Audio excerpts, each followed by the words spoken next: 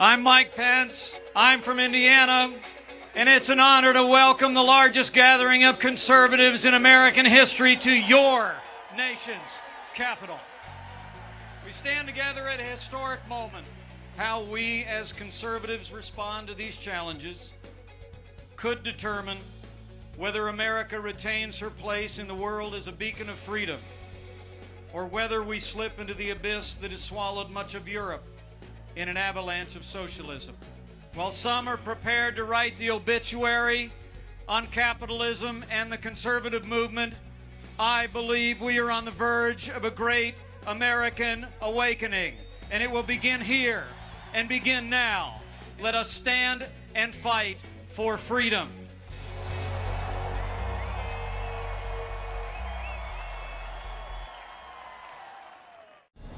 It began as a ripple.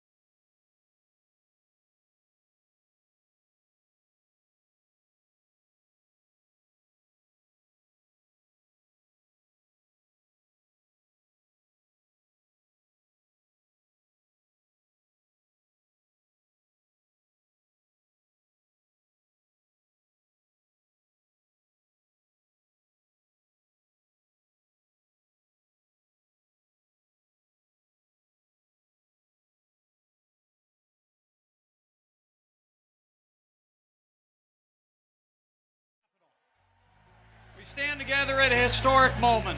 How we as conservatives respond to these challenges could determine whether America retains her place in the world as a beacon of freedom, or whether we slip into the abyss that has swallowed much of Europe in an avalanche of socialism. While some are prepared to write the obituary on capitalism and the conservative movement, I believe we are on the verge of a great American awakening, and it will begin here and begin now. Let us stand and fight for freedom.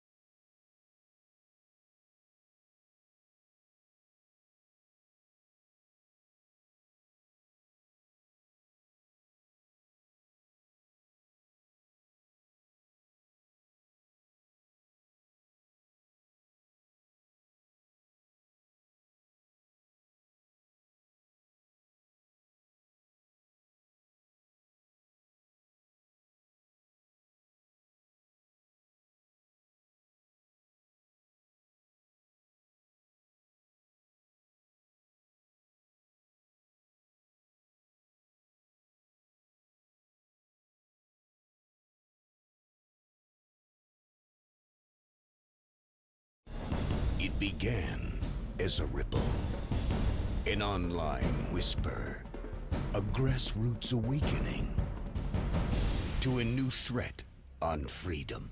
I've had a yearning inside of me for quite some time. In order to go on living within myself, I had to take an action. This is not the beginning. It's a continuation. The president serves us. The Congress, they serve us. Lady Liberty faces her newest challenge, and across this great nation, a new generation of patriots stands ready for her defense. When you have government control over everything, you have tyrannic behavior. We want fiscal responsibility. We'll give them some stimulus. Do you think Congress can hear us now?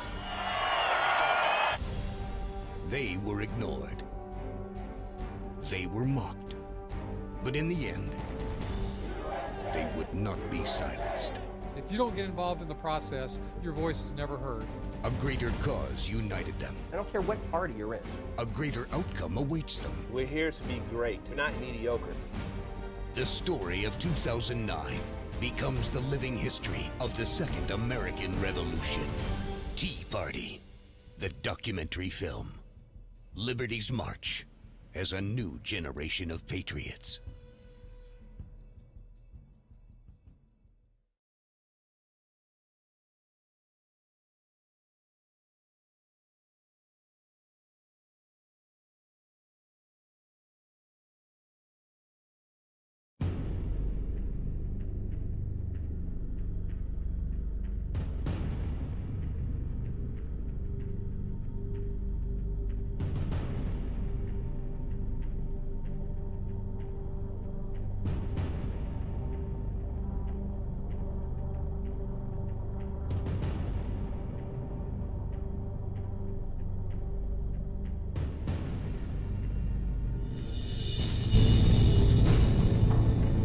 we were to allow the free market to take its course now, it would almost certainly lead to disorderly bankruptcy and liquidation for the automakers. Preserve, protect, and defend the Constitution of the United States. Preserve, protect, and defend the Constitution of the United States. So help you God. So help me God.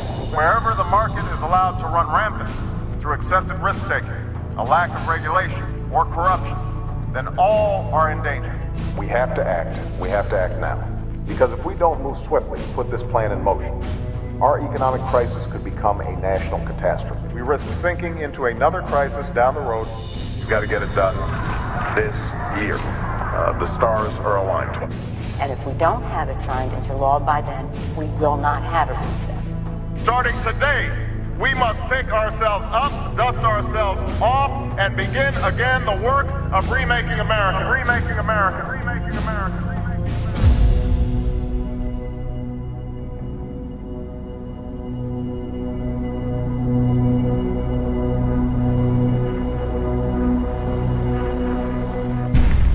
Wait a minute now. I don't know if this country will be the same when my kids grow up. They're not listening to the people. Things have gotten to a point where I've got to do something. I've got to do something. It's time to call for American values, people. The hard work, folks, starts with us. We have to have the spine. They're gonna hear us. This is just the start. I've never seen anything like it. The public is really very, very resistant. We thought we would have 5 or 6 tea parties. We had 48 that Friday. Less than 8 weeks, we have over 800 tea parties across the country. This is what we're talking about. This initiative is funded by the high end. We call it AstroTurf. It's not really a grassroots movement. They don't like the idea that this is a bottom-up grassroots rebellion against big government. This plan will require significant resources from the federal government. The government can't run a free lunch properly. Tea Party people know more about the bills that are being passed than the Congress people do. What good is reading the bill if it's 1,000 pages? They've been trying to pass these bills. They finally got their opportunity. Our society depends on grassroots involvement to defend liberty. Less tax! More freedom! We're making a difference. And I'm gonna let them know that I'm angry and I'm gonna stand up for my rights. We just have to vote people out. You have an obligation to speak out. Taking action now or complain later.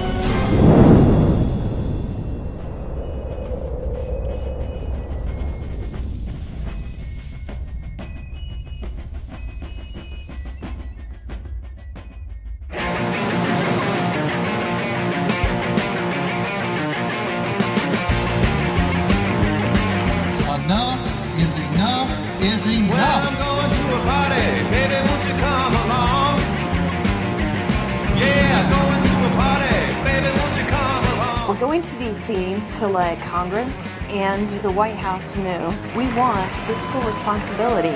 We want constitutionally limited government. Up the revolution! This is not the beginning. It's a continuation. The March of Washington ends nothing. Why am I going? Because I have to. It's my job as a patriot. Anybody on board?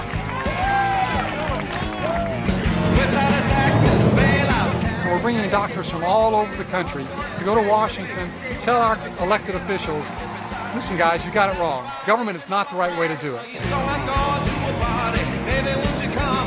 Why am I going to D.C.? I'm gonna get on the bullhorn, I'm gonna yell, and I'm gonna scream. Before all of our freedom's gone. People will be coming from all over the country on their own hooks. People who love freedom like to congregate together in support of freedom. This is a movement of we the people. This is a movement where the silent majority has finally stood up and said, we've had enough. Tell me what kind of party? A tea party. Tell me what kind of party? A tea party. Tell me what kind of party? A tea party. Tell me what kind of party? A tea party. We're gonna stand and fight before. Being able to go up to D.C. is definitely a privilege. This is a new revolution, a peaceful solution to make sure all the leaders start to heed the Constitution. So raise up your voices while you still can and show them that you're proud to be American. And let's go to a party, baby, won't you come along? We're gonna do what's right before of a freedom, stand and fight. Before all of a freedom, Things are moving. before all of a freedom's gone.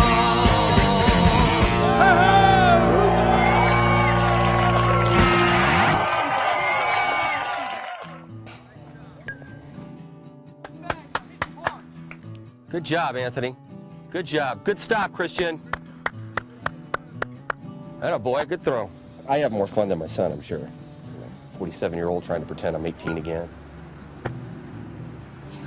I had no idea it would be this fun. Coaching, watching, you know, getting excited. I'm guilty of being an armchair politician. Sitting on the sidelines saying that's wrong, barking and complaining about this, that, and the other thing, and that's all I do. And I've come to realize in the last few years that I'm either part of the problem or part of the solution. Sitting on the couch and complaining and not doing anything is just adding to the problem and not doing anything. I can't live with myself and do that anymore, and that's why I got involved in the Tea Party. Step back, guys. I've always dreamed about going to D.C. I get to exercise my First Amendment rights with a whole bunch of other people who are finally getting off the couch and taking a stand. Whether it's our current president or some of the things that Bush did in his office, I don't care. It's not a partisan thing. It's taking control away from them and putting it in our hands and saying, this is what you do for us. A large part of our country, Democrat, Republican, and Independent, have thought that we could just let representatives go to Congress and just legislate and serve us. And what we're finding is no matter what side of the aisle you're on in Congress, those people have to be reined in. I grew up in a military family. I was a Vietnam veteran. We were always very patriotic, always very committed to history. And I've been doing reenacting for a long time. My degree is in fine art. I've been a painter, do oil and watercolor paintings, and I do paintings of historical subjects. Each painting takes about a year to do, and the research is 9 months of it usually. I usually have 4 or 5 books per painting. And you can't really paint a historic painting until you know everything.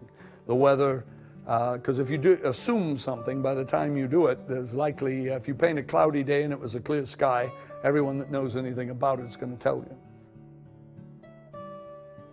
I like to paint things that other people haven't painted. I could probably do another copy of Pickett's Charge, but there are probably 20 versions of that out there now. This one's the Second Seminole Indian War, and there's hardly any artwork about it. Started out with Secret Service up in Washington, D.C. as a graphic designer, and worked for them for 8 years downtown D.C. So I got to see a lot of what goes on in Washington, D.C.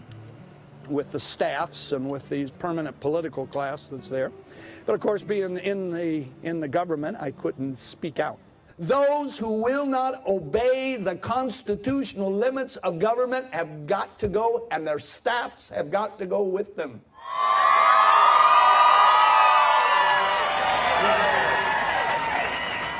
Next, Dr. Fred Schessel. Doctor? Herman, thank you. I want to tell you all how proud I am to be out here among you. I'm a regular practicing doctor, and the reason I'm here is because I see that the government's health care plan is going to rob you of your ability to make your own decisions about your own health care. It makes the entire American public angry. Look around out there. You see, I mean, the town halls will tell you there's a bunch of angry people. And I think we're not only angry, but we're really scared. We're concerned. You know, we're going to end up with something that nobody wants, that the American public does not want. We don't want it. The patients don't want it. Ultimately, the economy's not going to want it. And they're just shoving this down our throat. Doesn't that bother you? With having a kidney stone. So probably what we're going to do with you is send you for some x-rays, but let's take a quick look at you and just see. Hurts a little bit on that side, huh? Yeah, that would kind of go along with kidney stones.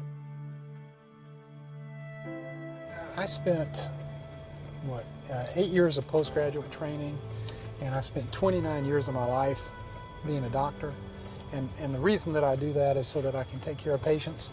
Most doctors that I know do this because we not only wanted to make a living, but we wanted to make a difference. We really wanted to help people and take care of people. And that's been my goal. And now I see a government that's coming in saying, you know, I'm not going to let you do that anymore. I'm not going to let you take care of people the way you think you should. I'm going to set up some panel up here that's going to tell you what you can do and what you can't do. And you can't advocate for your patient anymore. You have to follow these rules, or guess what? You get fined or thrown in jail. So, yeah, that makes me angry.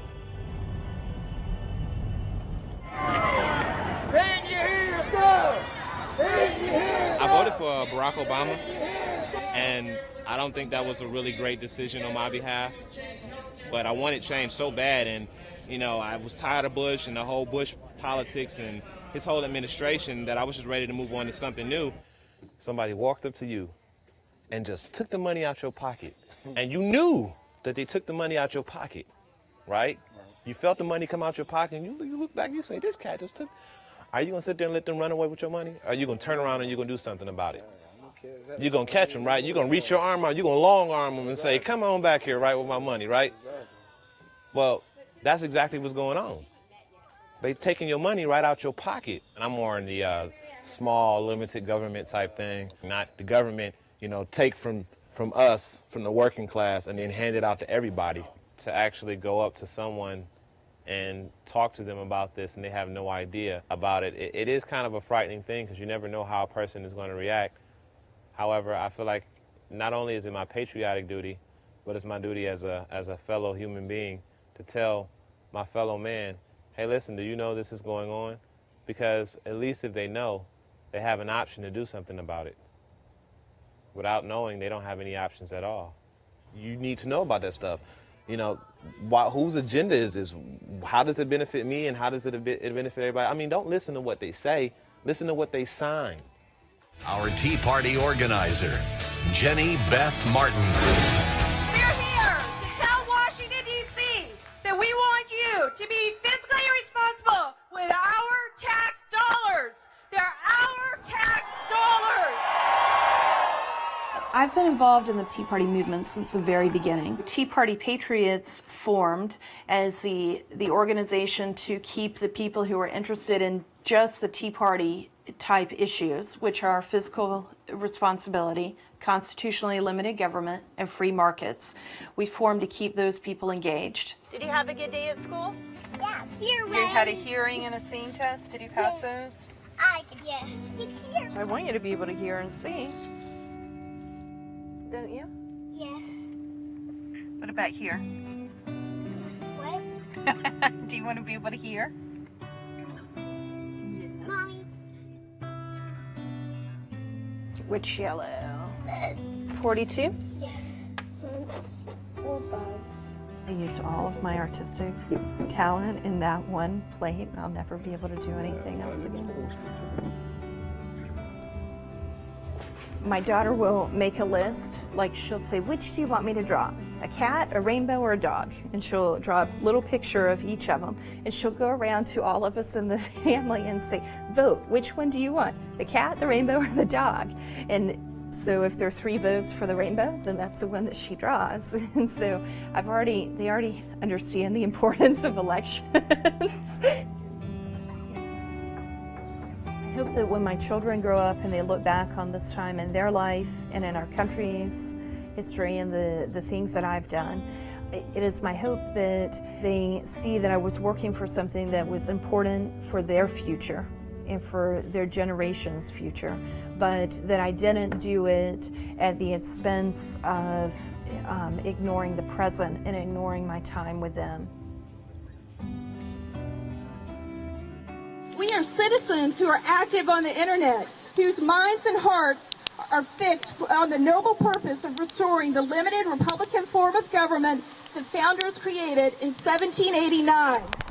We're here to tell Congress to repeal the pork-filled stimulus package or expect us to retire you in 2010.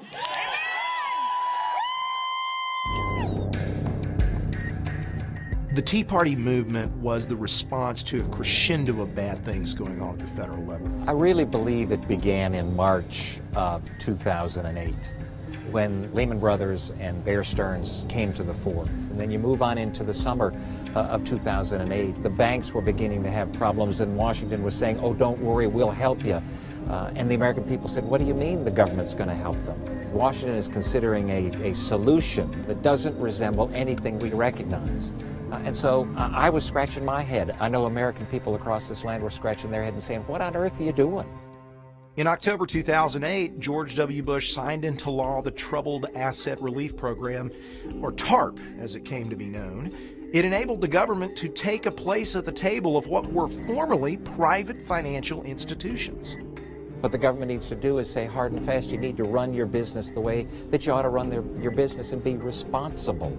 If, in fact, there were bad actors in the private market, they needed to fail, they needed to be held accountable. Instead, the government stepped in and bailed them out. When TARP passed, conservatives were just fed up.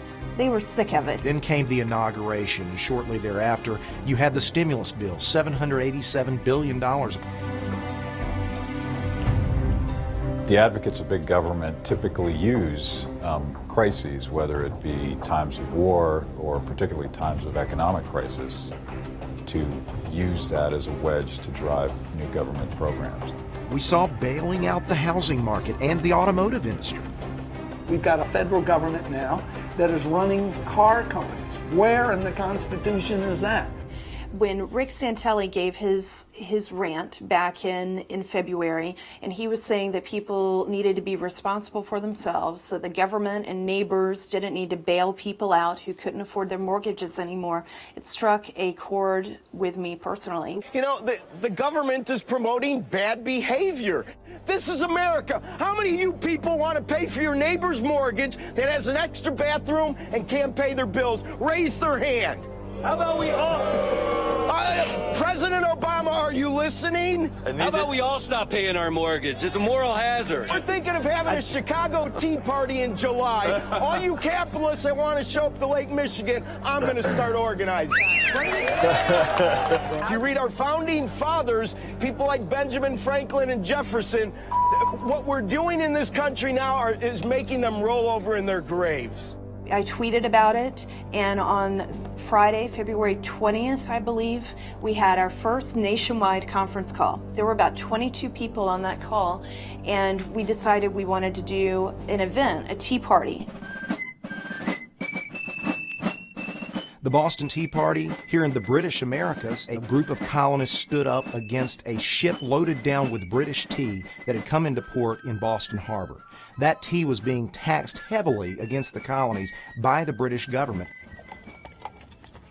The people in the colonies did not have representatives in Parliament in Britain, and so there was no representation for the taxes that were being levied on them. It was taxation without representation. And so on December 16th, 1773, they stood up against the then Governor Thomas Hutchinson in Boston and dumped the tea into the harbor.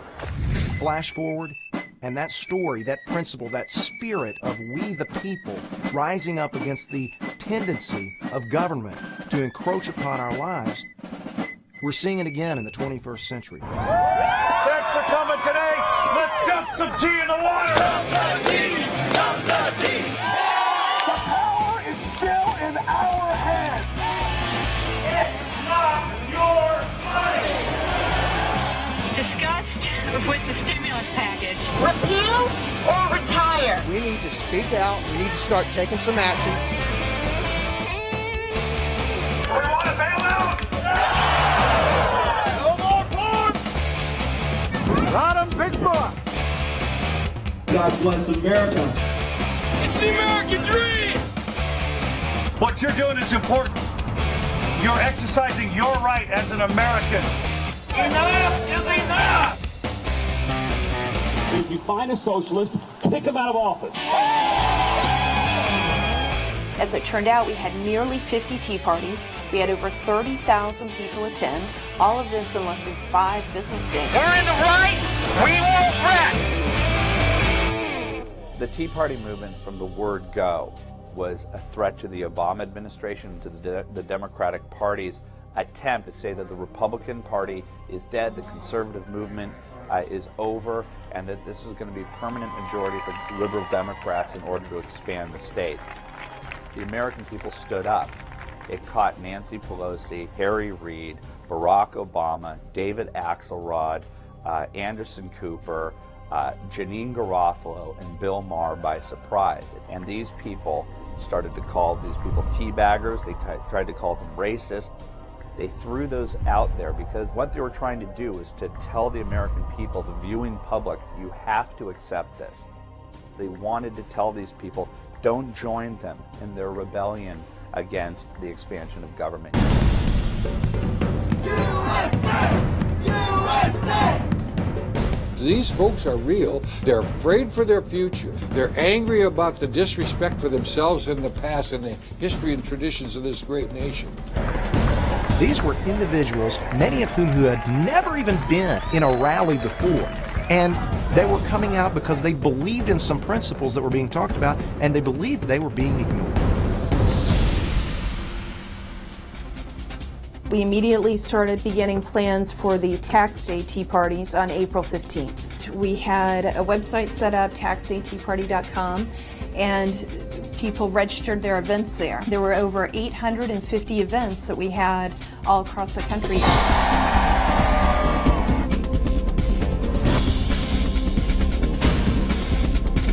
All of a sudden, we've got Americans that say, hey, wait a minute, we are the forgotten man here. We're the people who've been paying the bills.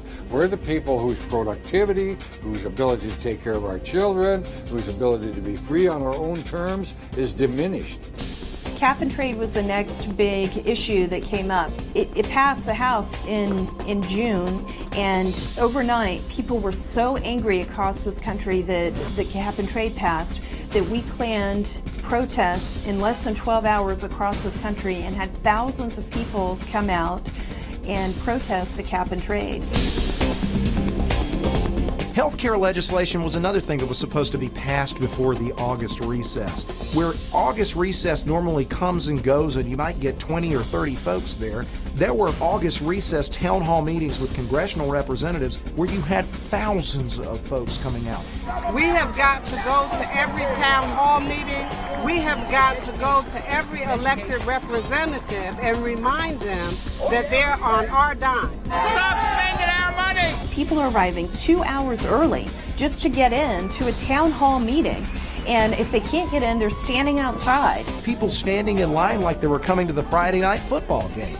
And they're coming to a congressional town hall meeting holding copies of a 1,200-page health care bill that they understood better than the congressional representative who was trying to sell them this bill of goods. Are they going to be willing to be on the same plan they're asking us to be on?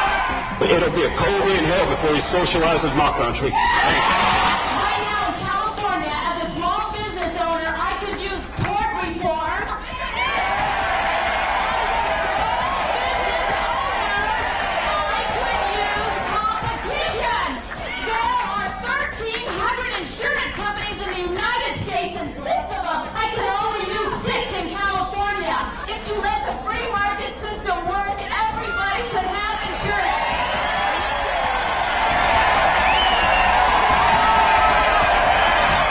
Claire McCaskill, I'm not so much looking for an explanation from her as I'm looking for an apology, because this should not even be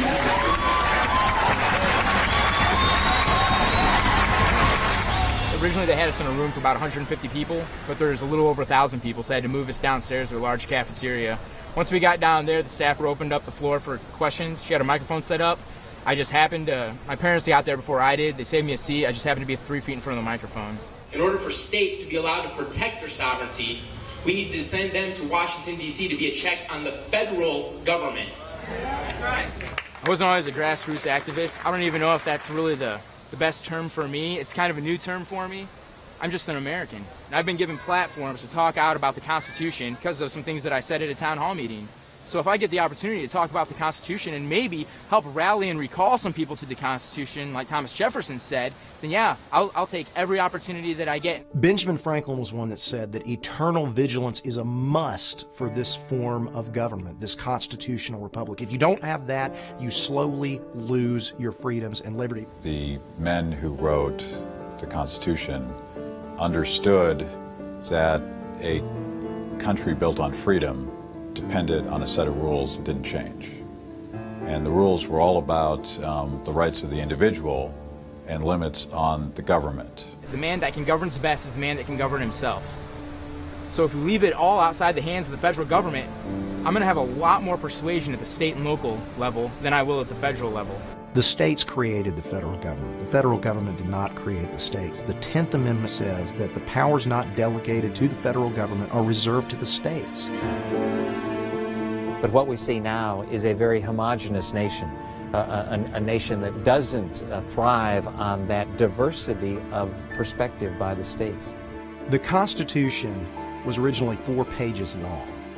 If our founders had wanted a larger government, they would have written a longer Constitution. The model they created was the first Constitution in world history where the first word said that it was going to be completely different. We, the people, do ordain and establish this Constitution. It's a notion and an understanding that the American people are supreme in our system, that we as Americans cede power to the government. And guess what? If we, the people, do ordain and establish it, it's up to us to keep it.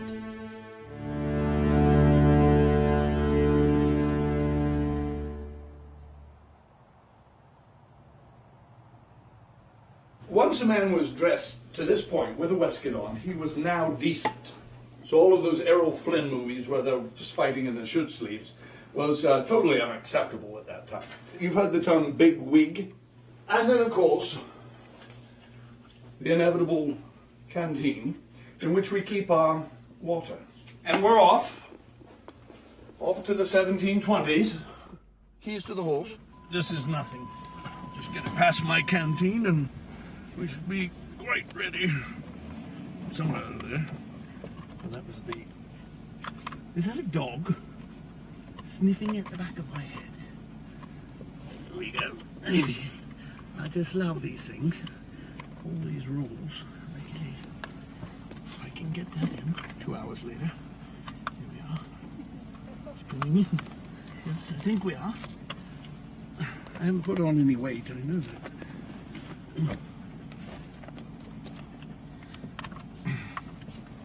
It's not a carriage, you know. Oh, geez, a carriage.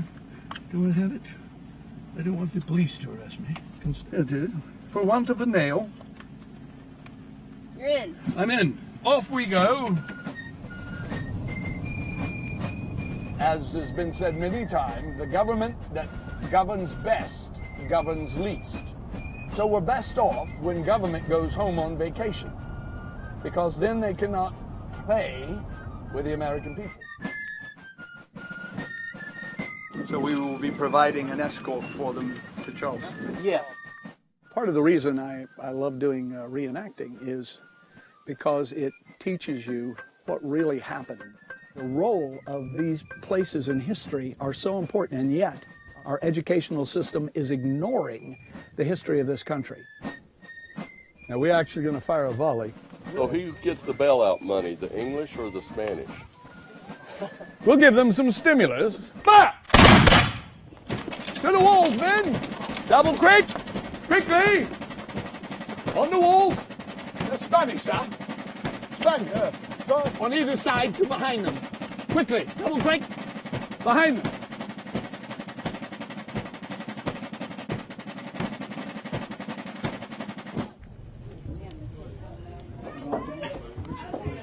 You want to be a proper gentleman. William's a warm man. He's marvelously talented, very insightful. William's definitely full of the flavor of life. We'd heard that there were some protesters coming, so then the papers showed up. And I thought, look at that. They won't even come to our rally until they hear that there's a protester. I said, well, Don, you did fine. We need a protester at every rally because that'll bring the press out. So this guy shows up and he comes screaming across the street at us, yelling and all this stuff. And yeah, this guy right here. And he actually got in front of this one older lady and started yelling and screaming at her. And he said, well, I'm a black man, and I've been black all my life. And all I could think was, that is what kind of comment is that? And I said, well, I'm a white guy. And he said, well, I'm a pastor of a church. And I said, well, I'm a white pastor of a black church. And he said, you are? What church do you go to? And so I said, well, I go to Maranatha Church, and if you quit yelling, we'd love to have you come visit with us. And then they snapped this picture, and it says that we're both yelling at each other. Hallelujah! Hallelujah! We're into 1 Timothy, and let's turn to the Word of God and settle down around the Lord, and let's just open with some prayer. Lord Jesus, we just thank you. The Bible says that perfect love casts out fear. politics is driven by fear. And that's why you see a lot of very unhappy people involved with politics and power and the thirst for power. But my political beliefs apply only as long as they line up with the teachings of Jesus Christ, who taught that we are to love everyone with a sacrificial love. And if somebody approaches you with love, I know that you have nothing to fear. Brother Dave does a very good job at bringing the word. He is very thorough, and it's more than just preaching, it's a lot of teaching. Well, I have lived in communities that were mixed. I've lived in the Northeast and the Midwest, and the community that I live in had been mixed earlier. I think that the blend works real well. It helps us all to grow, and it really enriches us. I've been there 20 years, and the folks there just welcomed me and been there ever since. I believe that if Christians all over, regardless of denomination, regardless of what their demographic, if they will live according to biblical principles, ultimately they will come together as one people. The Tea Party patriots are absolutely not racist, or I wouldn't be a part of them. I couldn't associate myself with people who are racist. And as I said before, those who make that charge, that is the ultimate in degradation and shows that they do not really have an argument when they accuse people of racism.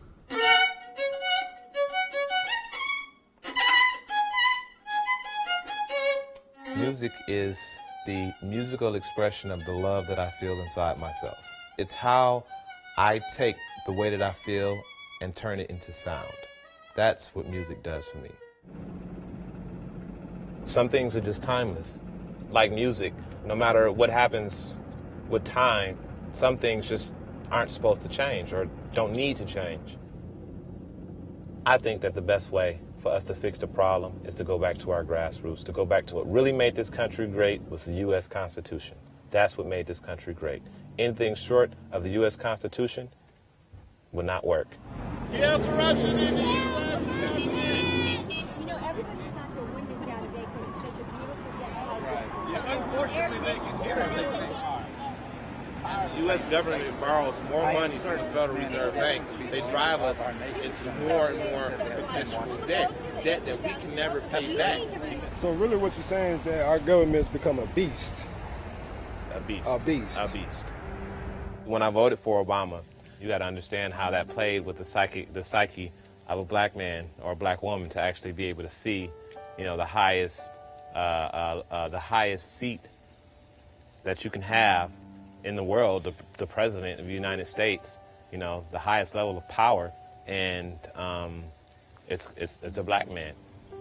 A lot of black people, they feel like they don't have a real way to make it, so if they can't make it, then they might as well let the government take care of them, or, you know, something to that effect, or maybe they feel like with the affirmative action, maybe they feel like their voices aren't going to be heard, so they need, you know, a program set in place to kind of give them some type of assurance.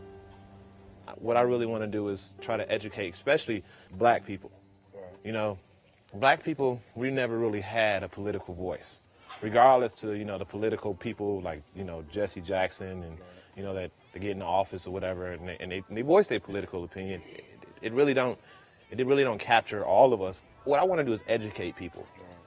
I just want you to know what's going on, so then you can have an option to do something about it or not. Don't you want to know if somebody on Capitol Hill is doing something that may ruin your way of life or jeopardize your way of life? Wouldn't you want to know about that? Yeah, definitely would.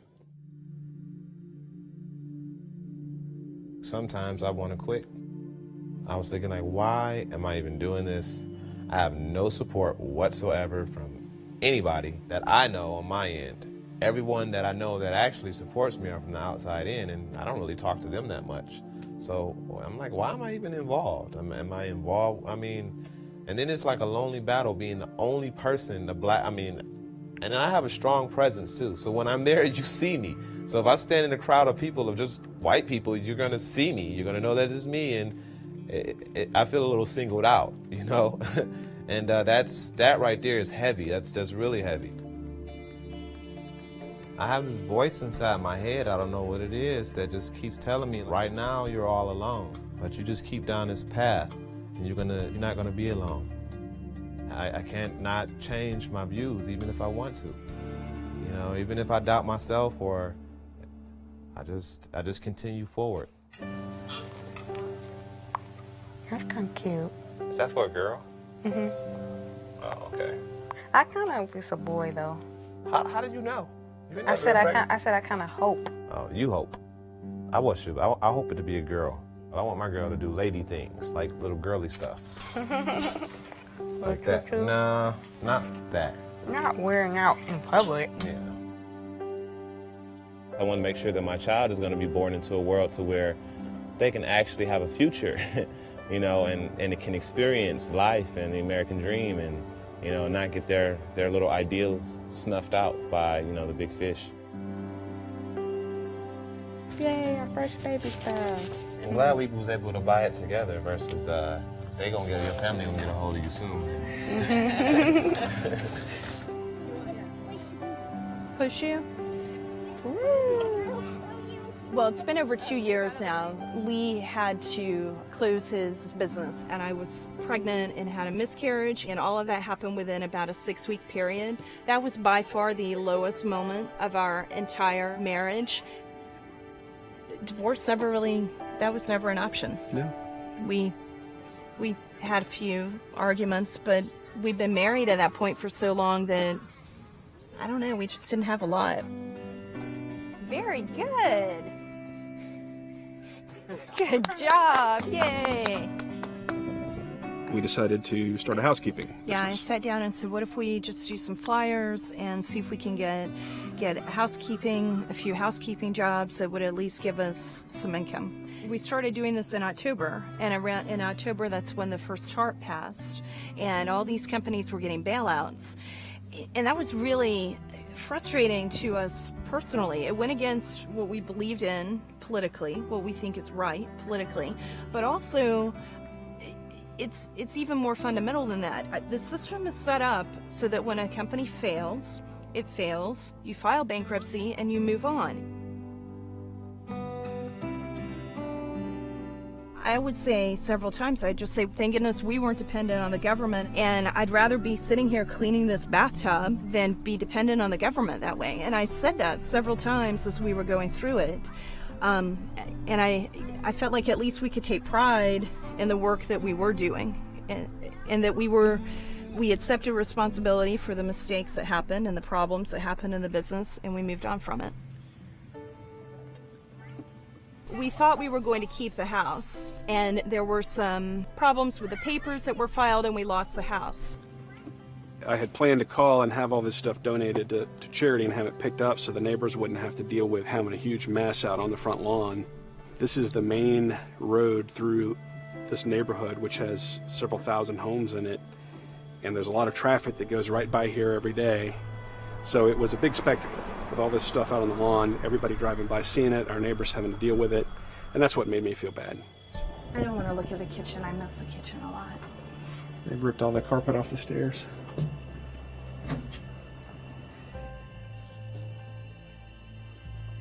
This house is much larger than what we need.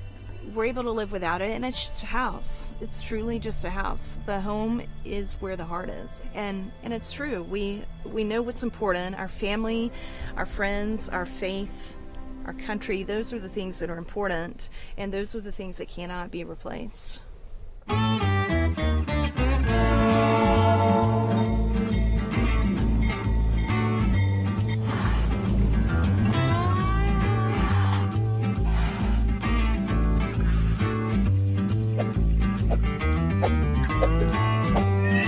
What did you get? I got the Laura. Oh, like Laura Bush. Yes, ma'am, Laura Bush. And did you know that the bird is the most popular item on this menu? Wow. That doesn't surprise me at all. I continue to say that she is the right person to do this job because of her skills and her ability to get the job done. And no matter how many people are out there, she feels comfortable in front of the crowds, knowing what is in her heart and knowing that she's doing the right thing that is right and just for the people of this country. Well, she's very passionate about what she does, but that passion is not a passion on trying to necessarily achieve anything. It's a passion built on deep-rooted beliefs, and that is what people are yearning for. I mean, we have so many people that lead efforts that at the end of the day, you become somewhat dismayed because you're like, well, they're just doing that because that's their job. Their only desire here is to take those foundational beliefs and make sure that they remain in our country, because they realize that if we are going to leave our nation to our children and grandchildren better than what we found it. First platter on the list of platters is the Rogers, so if you come here, make sure to eat that, and adding the Reagan sauce to it, because that seems to be a perfect combination. You can see this white kidney stone here, and this is a follow-up x-ray a couple of weeks later, and the kidney stone is still there. The women that have had kidney stones and babies will tell you the kidney stones are worse. Hey, Jerry. Hey. How are you? How are you? Good. How you been? Good. Good. Things going well? Yes. Super. The segment's being misled because they're thinking, oh, I'm going to get all this free health care. That's what they're thinking. There is no free health care, and it's not going to be good, and you're not going to get a whole bunch of it, because once the government gets in charge, it's going to be rations. I mean, if you go look at single-payer government health care plans around the world, you can see, first of all, routine things. I mean, it takes you 2 years to get a hernia fixed. It takes you 3 or 4 years to get your knee replaced. But on a more immediate basis, you can take a place like England, where women die from breast cancer 4.5 times faster than they do in this country. Why? Because they can't get mammograms as quickly, they can't get biopsies as quickly, they can't get chemotherapy that they get here. So you're going to see not only an inconvenience, but I also think you're going to see people die. Tell me, what do you think about health care reform? What do you think about the government plan? Well, I didn't understand what the why it was so necessary to have this handled right now, right away. You know, we're in such dire straits. I've never felt so helpless that these people aren't listening. We have such a wonderful healthcare system that it's scary. It's in jeopardy, and I'm glad that you care. I'm very glad that you care. The best thing I think we can do is be up there and be in their face and tell them what our opinions are, and tell them, you know, we're watching you. We're going to try and not let this happen. Hold them accountable. Okay. Well, you look great. You know, we do it because we have to, because somebody has to, and you can't sit by and let these things happen. Somebody has to step up, you know. If not me, who? 3 people in the next 30 days. That's my pledge and my commitment to you. Thank you. Anybody on board? Yeah. Come on. I made a pledge in front of these people that I'm accountable to today and tomorrow, that I'll recruit 3 people in this movement. And if I have to sacrifice the time with my children, my wife, and my way of living to do that, then that's what I will do. But that is my pledge. And I did that because I should, and to invoke passion and commitment from other people. Don't forget about the youth. Right. Tell your kids, your grandkids, because the time to act is now. That's correct. Don't forget. That's right. I have to be out here, as do all of us, you know, because my voice needs to be heard, and I will be heard. David is one of my recruits, one of the people that I was successful in bringing on board, who's got a lot of passion. No, I haven't been politically active, and I won't even say about a year ago, because all I did was sit around and complain about what was going on, and I sat in the problem and I didn't work on the solution. The solution is going out to the Tea Parties.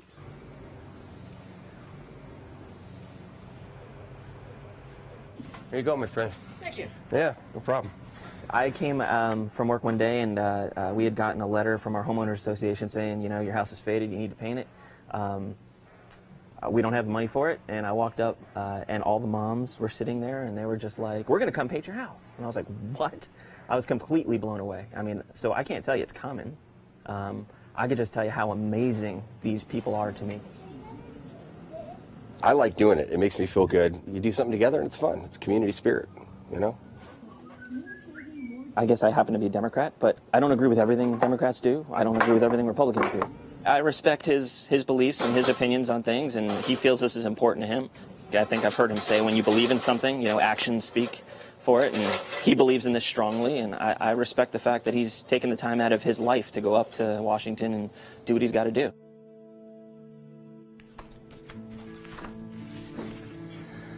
That's a log cabin that your Uncle Art built. That's a true log cabin. That's his land, his trees off his land. They cut it and they went up there and they built it. Who's that dude right there?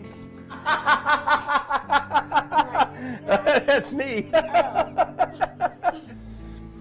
Please get our troops home safe and soon. Amen. Amen. Okay, so you guys had a good day off school today. Got to do good things. We play the Bees. I think the second place team. I thought we already beat them once. Yeah, we lost by 2 runs. You guys are studying Paul Revere, and you're studying the Boston Tea Party, all at this time when your dad is doing what he's doing. I think that's really neat. So do you guys know what Daddy's doing? Mm-mm. What do you? Neither does Daddy.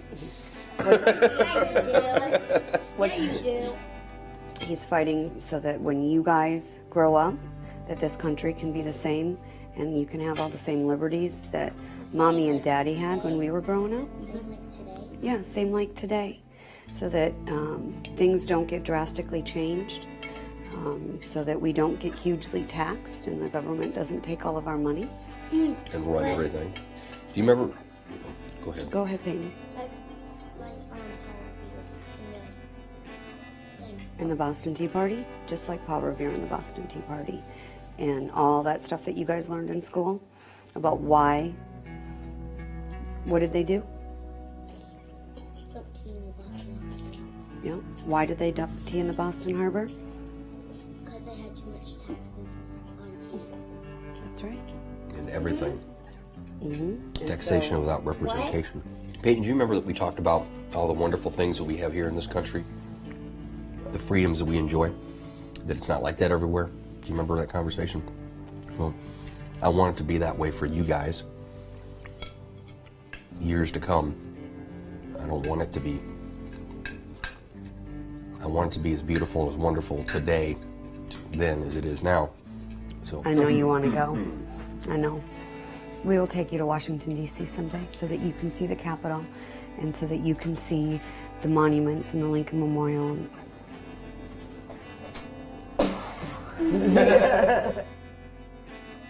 Jack has a drive. He has a drive. He has sat back and watched the news, been out online, seeing what's going on, and he sat back. And he's gotten angry, and he can't do that anymore. I'm going to try to get over the Vietnam Memorial. My brother served in 68, 69, and he lost a close friend of his, somebody that I had met over there, and I want to go over there and etch his name on paper. But I just a special place in my heart for veterans, particularly Vietnam vets, because they never got the respect that they deserved and wanted and needed. They never got it.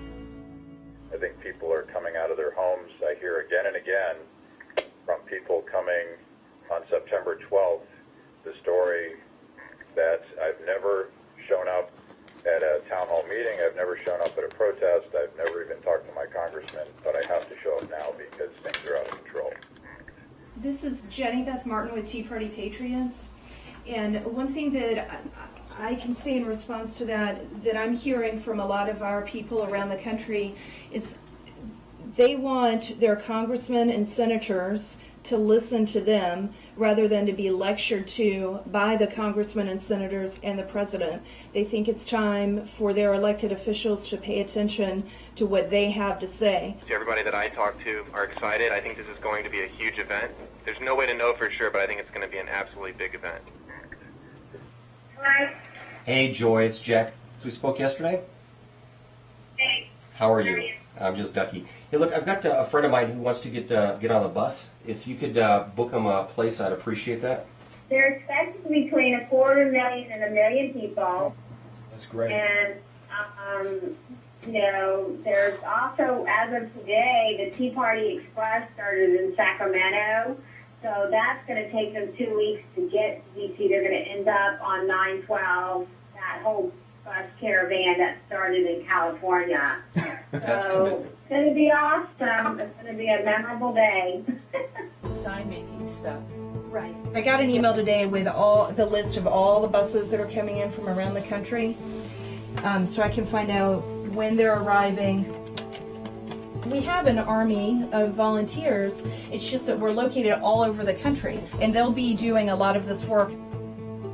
It's here, and it seems small because we're volunteers, or most of us are volunteers, and we're from all around the country, and we do this using free utilities on our computers. For instance, this right here is a Google document.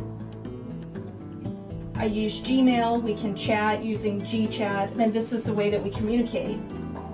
To put in our packets to the people and then highlight the routes, maybe where we're going to be. Right. Well, Linda is one of my very good friends who I've known for years, and she's helping me out. Why am I involved? Because I'm a wife, a mother, a teacher, a grandmother who really cares about her country.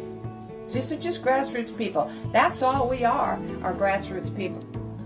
I think the silent majority is going to be heard loud and clearly.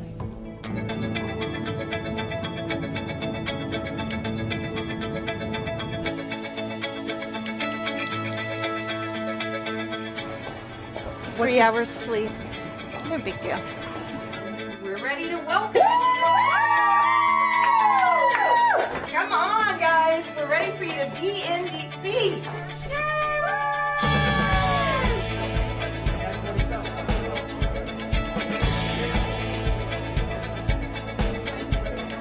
We're going to stand there when Obama goes by, and we're going to have our protest signs up.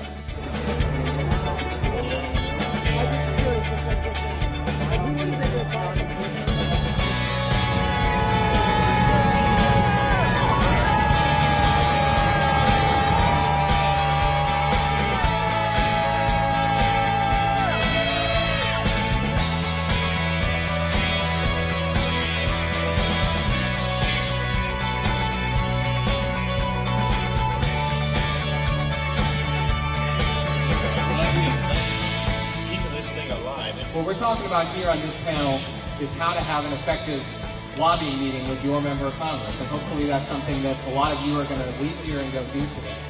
One of the most important things you have to do is have a message. And most of you know what the Tea Party movement message is. It's about fiscal responsibility, constitutionally limited government, and free markets. This is a republic. It's a representative republic where the voice of the people is important to the process. That's what's destroying America. And that vote and the stimulus vote are the two things. I've never seen this before. They're incredibly effective. Why? What do you think happened over all these recesses? That was the wake-up call for America. You ask the Democrats who had these meetings and are coming back now when they were committed to vote for cap and trade when they only 5 weeks ago, and now they're on the other side of the issue. We've seen and talked to a lot of different people about this, and what is amazing about it is how afraid people truly are. Enough so that people would donate $500 so that other people could go to Washington, D.C. for them. Is that right? We had a charter bus coming in on Saturday. Some of the seats are paid for by donors. Other people are unemployed, and it's the last dollars they got in their checking account, so we help them out. That is powerful. It is powerful. They are scared.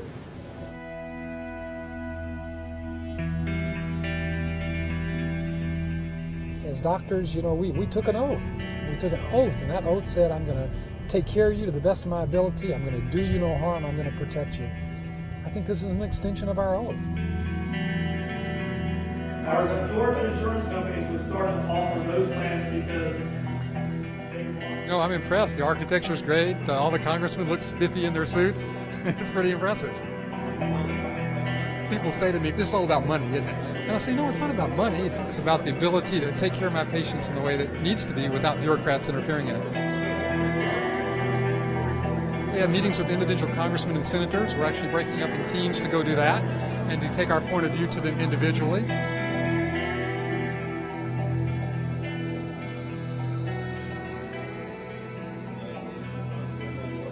Senator Judson Mills. Hi. Chief Staffing, and I'm a property owner in Maine. Okay. I mean, I can check with the scheduler, but honestly, chances are probably not good. Oh my gosh. So now you all are part of what organism? Let me see what I can do here. And they can say, you know what? If that's a bad option, I want to take them off that table. And let the states then start figuring out at a more local level, actually, what is appropriate on there? Why is the government going to do it? Because you send it up to the government, you send it up here, and you've got all these special interest groups that are going to pile onto that plan. What's driving this discussion beyond politics and ideologies? Because we're in the clinic every day, and our patients don't want this. Nobody. They don't want this. So when you say there's 80% agreement among who? I mean, there's 100% disagreement when you walk outside this building. And we know that this is the greatest healthcare system in the world. We know that people come from all over the world to get their training here. We know that we give the best possible care to all our patients, and I don't even know what I get paid for any particular procedure. We would like you to convey to her that we think that a trigger is a bad idea because it's an inevitable idea of the way they set up the system. We're asking the senator to not vote in favor of anything that includes a mandate that forces a one-size-fits-all health plan.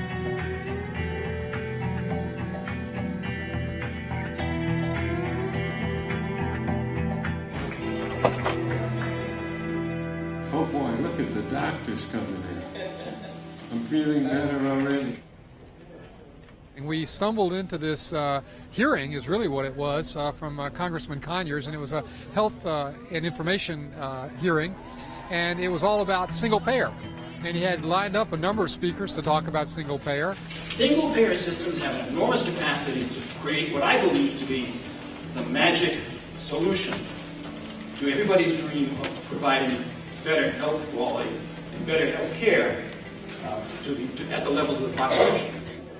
If you have something you want to lay on Congressperson, don't hesitate. We don't feel like we've been involved in the process at all. The people who've been involved in the process, supposedly representing us, are not people taking care of patients every day, are not seeing what happens on a daily basis, both of the uninsured and the insured. We all take care of uninsured every day. And that's why we went into medicine to take care of patients. We want to still do that. We want to be able to provide the best health care. And here is an example of how we've taken our time out to come to express to you our concern about a particular thing that we believe could be addressed. He actually suspended his entire agenda and made it a conversation between us and him and his experts. What have allowed us physicians to actually take care of more patients, even those that are uninsured, which is what all of us are talking about here, was not Washington, was not anybody, was actually the private sector. And you know what it was? Walmart $4 prescription plan. After Walmart came with that, it went to Target and everybody else. Our point here is that sometimes when we let the private sector compete, immediately the costs come down. We have the best cancer survival rates in this country than anywhere else. The Canadian system, yes, you have access to the system. Every Canadian citizen has access to the system. However, there's a price to pay. The waits are tremendously long. To see a physician, to see a specialist, to have surgery. They have to go by government-mandated protocols. You're convincing me that we don't want the Canadian system. The Canadians say they want the system. And I'm telling you that we've got 50 million people that don't have a dime's worth of insurance. They can't get any system. Well, tell me, what is it that the American people want? American people, like any human being, of course wants good health care. High quality, fast access, good treatment at a low cost. The number of Americans that are uninsured is debatable. Oh, it is? Yes, it is. Well, just tell me what you think it is. Well, I think the number is probably closer to 15 million. Because if you exclude young people who choose not to have health care, if you exclude illegal immigrants, who we treat now for free anyway, because when they show up to the emergency room, we as physicians are obliged to treat them. The insurance companies don't pay a dime because they're uninsured, yet the hospitals eat up the cost. So, yes, there is a problem. The system needs fixing. But I don't think the system needs a complete overhaul, as some of the members of Congress have suggested. In the end, we got to come up with something. You say we do need reform, yes, but nothing as drastic as a single payer. Correct. Okay, well, what do we need? Come on up. So if you know me, but my name is Van Kasabian. I'm originally from Montreal, Canada, where I trained, and then I went to do my fellowship in Houston and was attracted by the American healthcare system. There are good things and bad things on both sides, and that's as honest as I'm going to be. But to drastically overhaul the system is the wrong way. Yes, we do have problems. One of the major problems is the insurance company. How is it that an insurance companies can get together and price fix, and we can't negotiate in the same way? That's not fair. That's not leveling the playing. If you open up the state borders and let insurance companies accept patients from other states, increase competition, you're going to see costs go down. There is nothing or very little on tort reform. How is that? Well, I don't know. That's why he said he was going to investigate it and have hearings. You cannot have meaningful health care reform without tort reform. You can't. We need courts and judges that understand the nuances of medicine, that can evaluate these cases appropriately, throw out the ones that are frivolous, consider the ones that have merit, and not put these in front of laymen that really don't understand what's going on. But we don't need anyone to legislate that. We have that relationship with our patients, number one. He actually suspended the agenda, and we had a debate back and forth, a very respectful, quiet, intellectual, thoughtful conversation back and forth until it got to the part where he pulled the race card. That's what they said. Basically what he said was, let me just tell you that the only reason Republicans won't vote for my bill is because they want to embarrass the first African-American president. We didn't come here to hear that either. We came here to debate health care. That was all we came here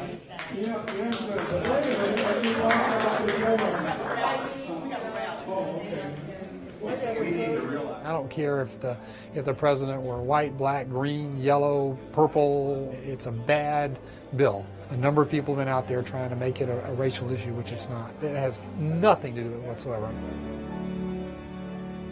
Being a physician is much more than understanding physiology. It requires an understanding of the human condition. Some believe that we are driven by financial considerations. The reality is that these views demonstrate a tremendous lack of understanding of the practice of medicine, and more importantly, a lack of understanding of what it means to be a physician, to be a healer. I'm an orthopedic surgeon. I've spent my whole adult life trying to become this. I love what I do, and I just want to protect it. And I want to protect my patients. And what really scares me the most is the idea of having to take my daughters to the doctor in a government-run system. That is not something that appeals to me, and I'm going to do everything in my power to protect them. We will not rest until we make certain the government-run health care is ended. It's phenomenal, isn't it? Have you seen how many people are here? I'm just astounded. We probably have several thousand people here. Doctors, they said, from every state in the union, all 50. I think that's marvelous.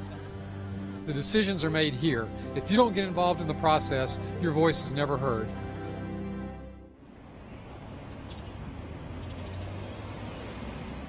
Here we are at Freedom Works. There's Brendan. Brendan's alive. Hi, Brendan. Well. And we're just chatting about some of the issues that we still have open for the march on Saturday. Now we're happy. Everything's coming together. We're excited. We're expecting a huge crowd. People are already coming into town, filling up the hotels. We're getting a ton of media, so we can't go wrong. And so there's an example where everything overlays perfectly. It was the afternoon, and we were preparing the final details for the March on Washington. We had about 30 volunteers in the office, and they were doing everything from preparing signs and rolling T-shirts to be handed out to getting the final logistics for managing what we knew was going to be a big crowd. It's in Dallas. We have an impact on the size of government. We use low-cost, high-impact techniques. We don't waste it on... There's a bomb threat and we have to leave. Out the door. We got a nasty call from some anonymous source saying that he had put a bomb in the building, and we're evacuating right now. These guys will go to no end.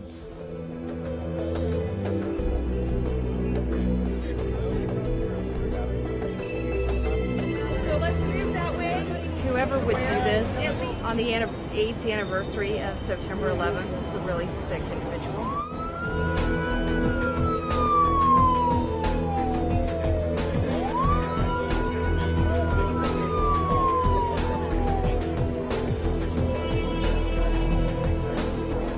Healthcare alone, we're talking about 17% of the economy, and the government wants to control it. And there's a lot of interests here in town that want to control it. We think we're going to stop them, and so they're doing this. To be honest with you, we're more annoyed than scared. What can they do? Kill me, I guess? I mean, what can they do to us? All of us could just not show up tomorrow and this thing is still going on. Nothing is stopping this from happening at this point. And you know what? We're going to show up twice as strong. That's right. Yeah. You bet.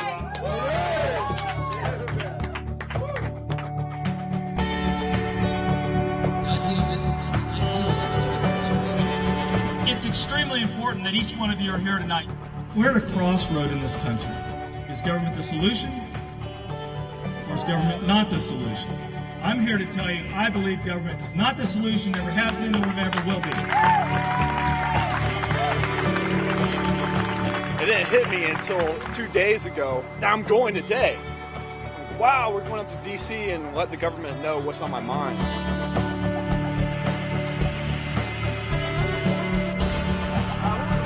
How's it going? I'm so excited. We're about to pull off now. The energy's starting to build, and the lion is roared. There's no more sleeping.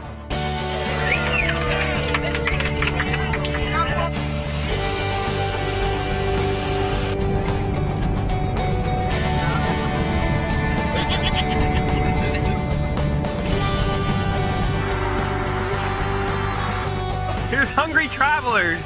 I need to feed the biceps.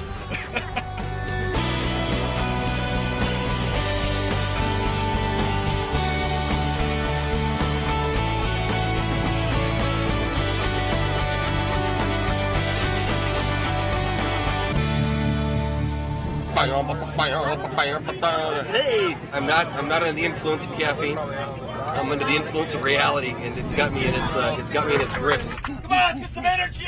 Yeah! I'm angry. I'm angry at myself for sitting on the couch and complaining all these years, not taking action. We should be proud of what we're doing. All right, we're not heroes. We're doing the right thing. Today, I'm a patriot. I'm doing what I'm supposed to be doing. I don't need an award for that. Giving me an award for doing what I'm doing is like giving a cowboy with hemorrhoids a medal for not riding his horse. This is what I'm supposed to be doing. It's my responsibility. And I'm hoping that what we're doing here might ignite a little passion in other people and do something. People that are not voting. Thank you, Jack. Where's Nate? Get up here, man. Come on. Here's a man who's got some passion. This is the first time I actually got to speak in front of in front of people. Yeah, it is. It's a much bigger crowd, more ears. And you're looking at me. I'm really happy that Americans are really standing up and starting to voice, to show that they have a voice, and let the government know that we want you out of our lives. Our voices are going to be heard. We are not going to be ignored. We're going to make Barack Obama's ears ring.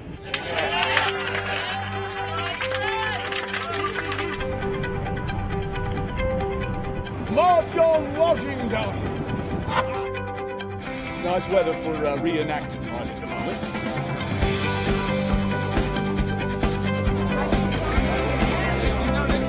Down with all kings! Down with all potentates! Down with all souls! Up the revolution! Up the revolution! Down with all kings! Down with the House of Lords in Congress! Bring your brooms, hay on a stick thing, and then we're going to let you sweep the street ahead of everyone, saying, "Clean up Washington!" Oh, no. I love this place. USA! USA! USA! We give you like 20 seconds to go across the intersection. Well, what did you expect in Washington? Sweep the Congress clean. One more time. Go, go, go. There we are. They're all shooting at me. Hadn't hit me one time.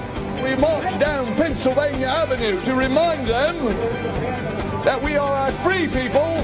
Give us liberty or give us death.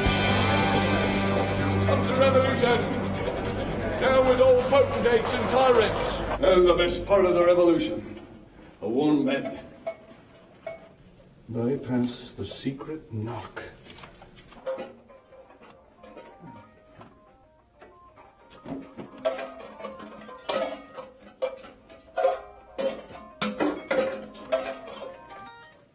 Hello. Everyone who's physically able to march a mile is going to meet at Freedom Plaza. And they're going to march down Pennsylvania to the west lawn of the Capitol. We don't really know how many people to expect. We know there's over 400 buses that are registered. As of this morning, there were 196 other events around the country, in addition to this one here in D.C.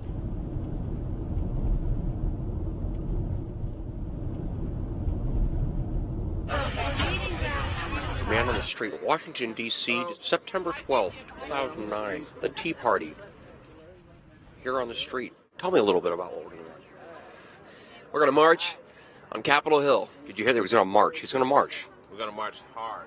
He's going to march hard, with vigor. I don't hear voices!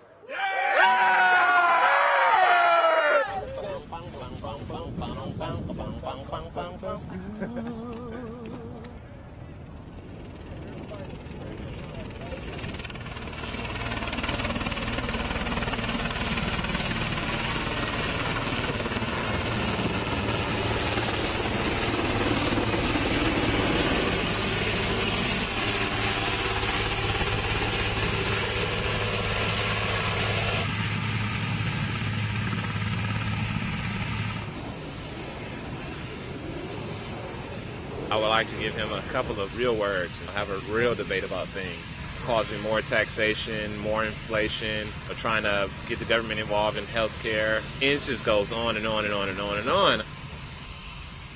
Obama, he's going to feel it today, especially if you stick around for a little while, because the people are coming. They're marching, and they're angry.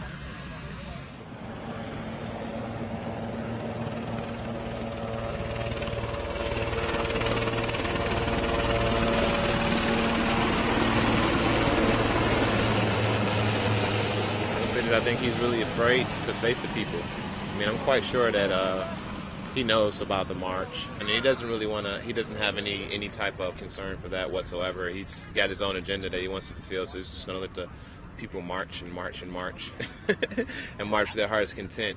But time and time again, history has shown us that liberty and freedom always prevail over tyranny and over big government. And this is just the beginning of a huge revolution that's about to happen in this country. I pledge allegiance to the flag of the United States of America and to the republic for which it stands, one nation, under God, indivisible, with liberty and justice for all.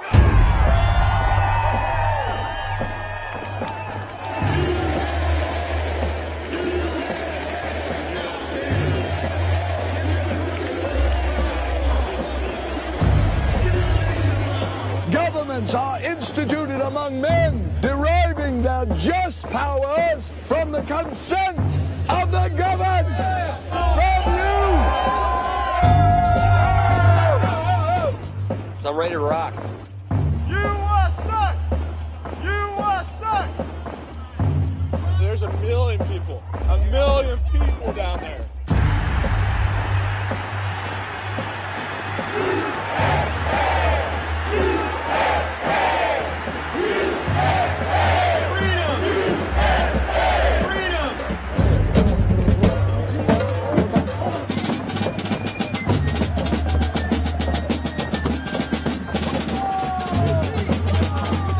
Supposed to be the first first ones in line, they form up behind this line then. Sure. Sounds like a plan. Well, I tell you what, then stand right to the right and tell those people to move back. No, I want you in front of the Wayne militia. There you go.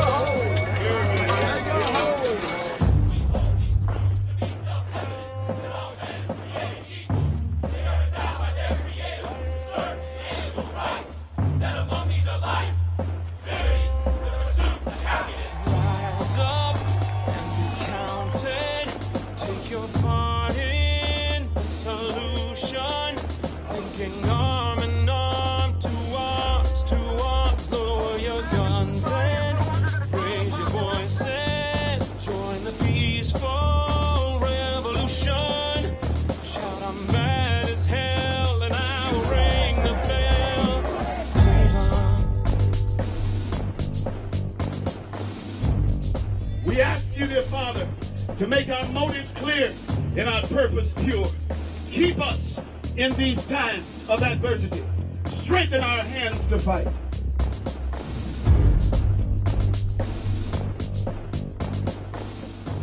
We're ready for you to step off, sir. Are we ready? All right, sir. We're going. Hey! Yeah! Stand to your rights and files! Make way! Make way!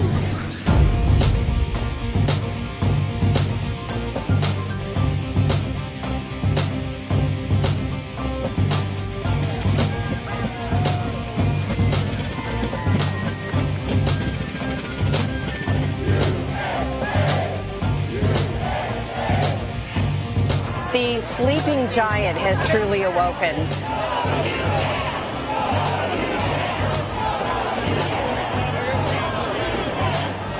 I almost feel to the point like a soldier going to battle.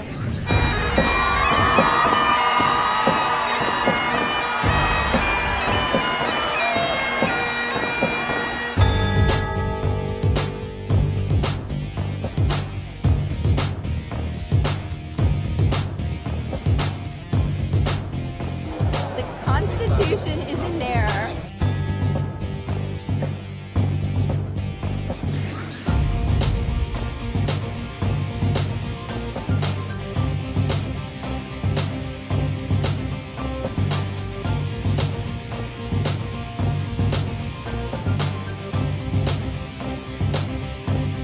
I can honestly say I was there fighting all the way, every way I knew how.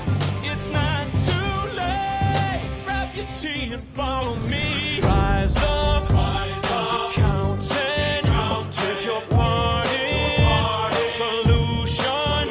Linking arm in arm, to arms, lower your guns and raise your voices. Join the peaceful revolution. Come you are near to hear a night and sees us become the spirit of Martin, of Gandhi, of Jesus, holding fast to the words with the power that frees us. Rise up, your voices, choose the peaceful revolution. So much you have to say, so the devil can tell. Let them raise the hell, and we will ring the bell. Our freedom, the bell of freedom, the bell of freedom.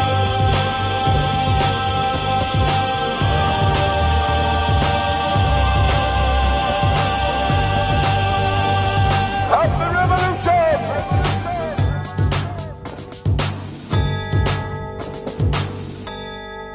Welcome, welcome, welcome. This is the official start time of the 9/12 March on Washington, D.C.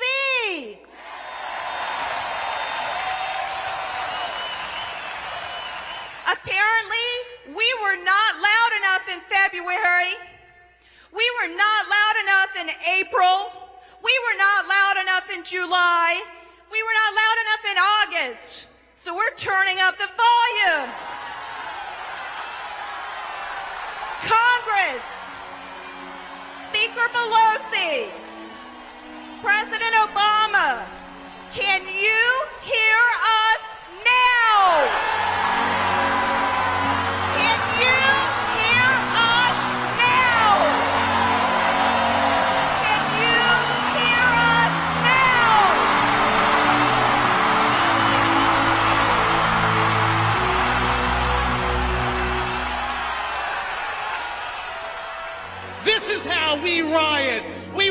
with peace.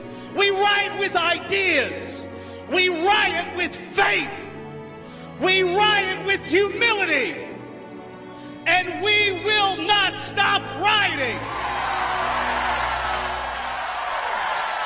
We are gathered together because our nation is being tested. Our legislators have failed us. Yes, but we all know that the ultimate responsibility rests with us, the people. We're not Black America, we're not white America, we're not Hispanic America, we're not Asian America, we're not Native America, we're the United States of America, and united we stand! The media really, the mainstream media at least, wants to ignore us. With numbers like this, they can only ignore us for so long. Speaker Pelosi, if you noticed, we replaced the grass on the West Lawn with AstroTurf.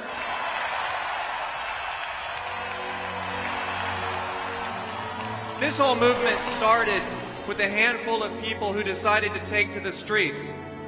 And they said that, well, conservatives don't really protest. That's not really what they do. But something changed.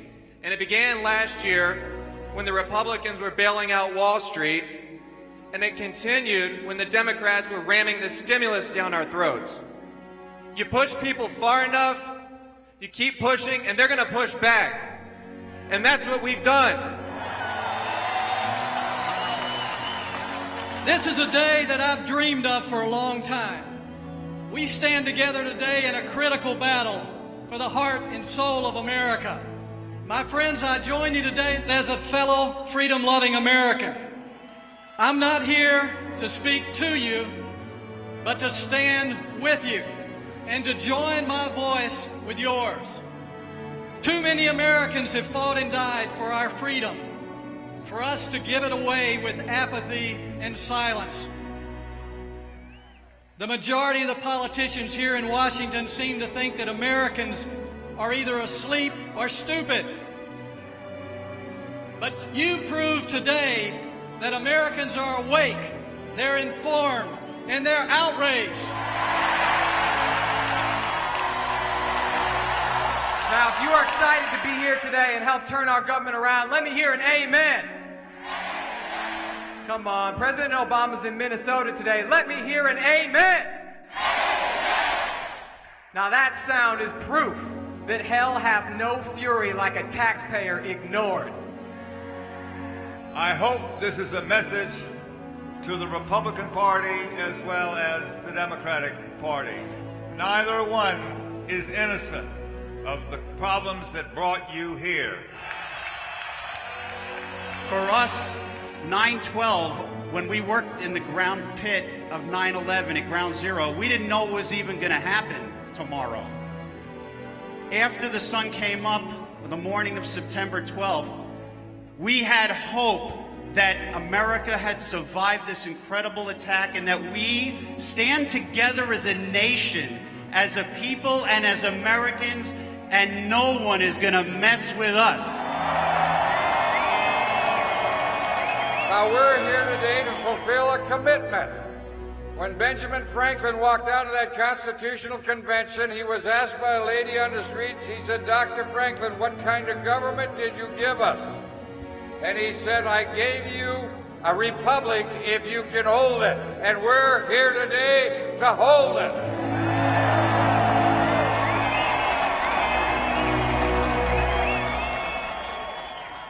We've started at 10:30 this morning. People were lining up here at 8 a.m. It's 10 till 2 o'clock. And people are still coming in. Now, if you turn around and you take a picture of Pennsylvania Avenue, there's no slowing down. It's still coming in. I want to know what the largest gathering for any event here is compared to today. I want to see what the final numbers are. This is history. We're in the middle of history right now. We're making friggin' history, beef.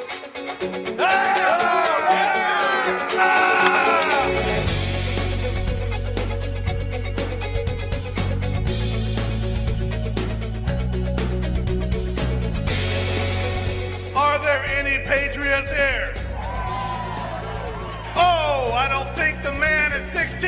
wonder it can hear us. Are there any American patriots here?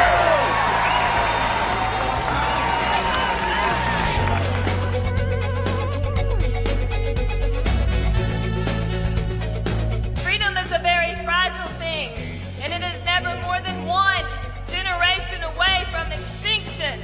Anyone who has a heart for America can do this, because when you look out and you see this crowd, any nervous jitter drains, because you know that you're fighting for your country, and they are too.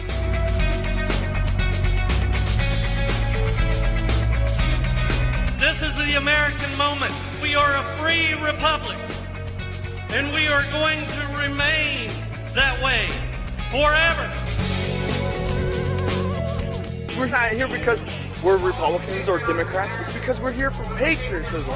We need to send a message to the media, to the professors, to all the people who are trying to indoctrinate us with lies that Woodstock is over.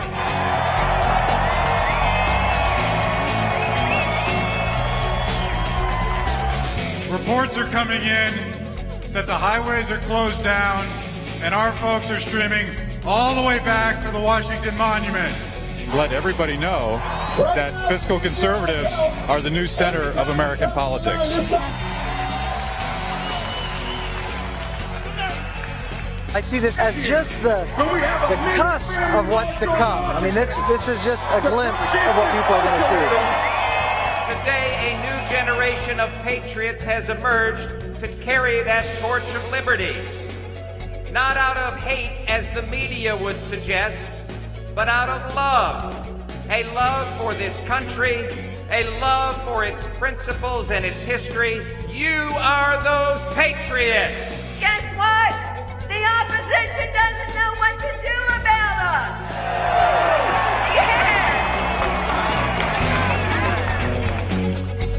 To all 1.5 million of you who have traveled here, congratulations! You have redefined gridlock in Washington, D.C.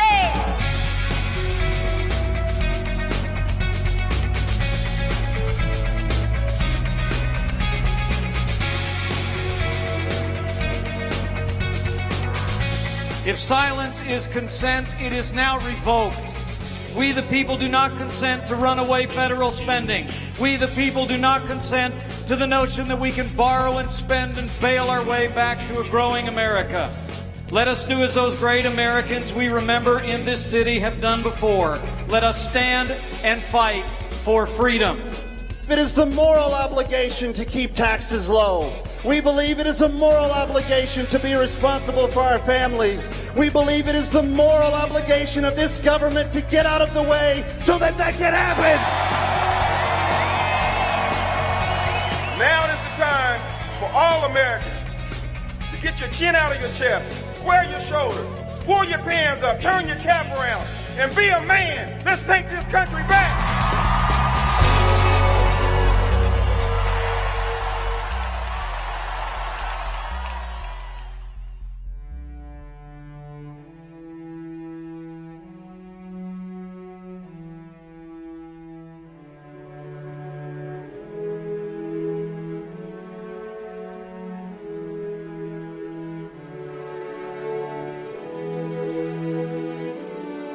For me, it was something I've been waiting 59 years to see that many people from every state in the union. The Park Service said this is the biggest event that DC ever had. This was the nicest bunch of people. Their humor was in their signs. The signs were so creative, and it just said so much about the American people, the way they think.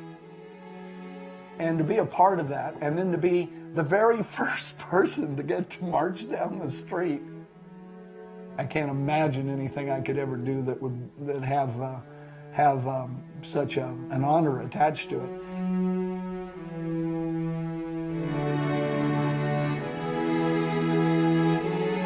Never in my wildest dreams did I imagine in December that on September 12th, just 9 months later, I would be standing in a crowd that large doing something that makes such a difference in America.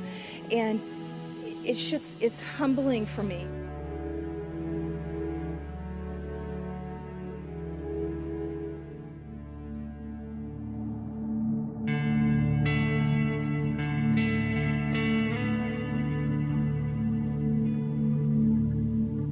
I know it may sound kind of bizarre, but I've been deceived all my life into thinking that I wasn't proud of being American. And I've learned that this country is and always have been the greatest country that's ever been, gives the most freedom, and everyone should be proud. If you're an American citizen, you should be proud to live in this country and to be an American citizen.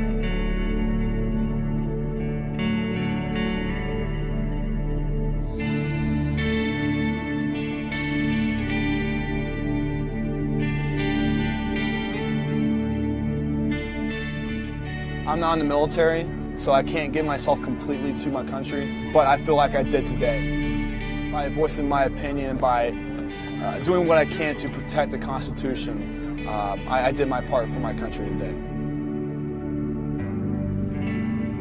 They gave us this freedom and this liberty so that we could express our opinions, and I think they would be proud today. Today we had a point of reckoning. People will know now where we stand, and we are no longer the silent majority.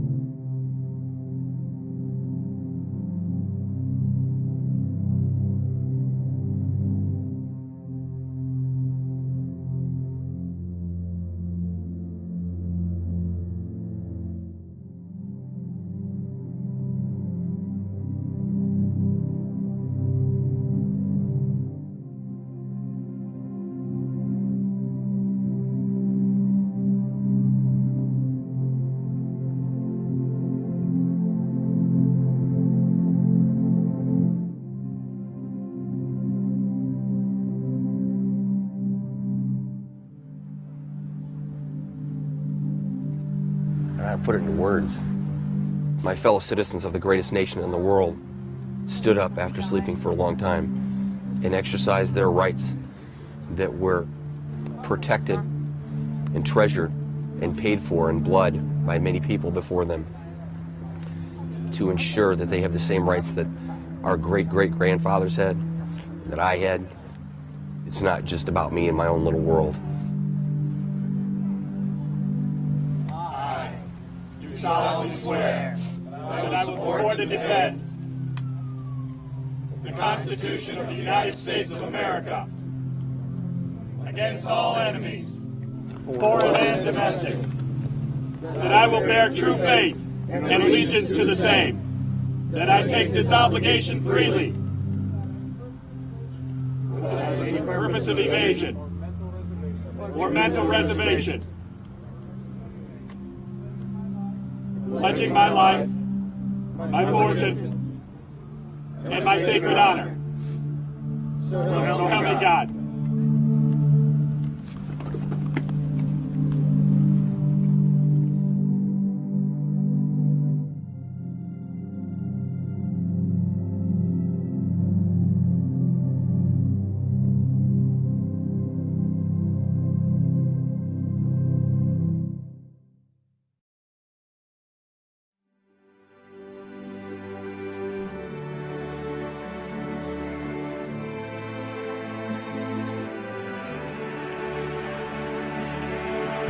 Here we are in our nation's capital, in the greatest land on the face of the earth. And we came to bring a message. We did not elect you to rule over us. Americans will not be ruled over. We lend you our power. We're able to stand here today because of our brave men and women in uniform.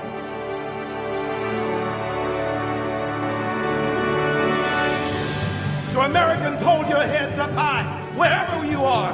All over this world, Americans have the right to hold their heads up high. If there are any patriots out there, I need you to stand up for America. Need you to stand up for our principles. Stand up for our liberty and our freedom. Patriots, stand up! Stand up! Stand up! Stand up!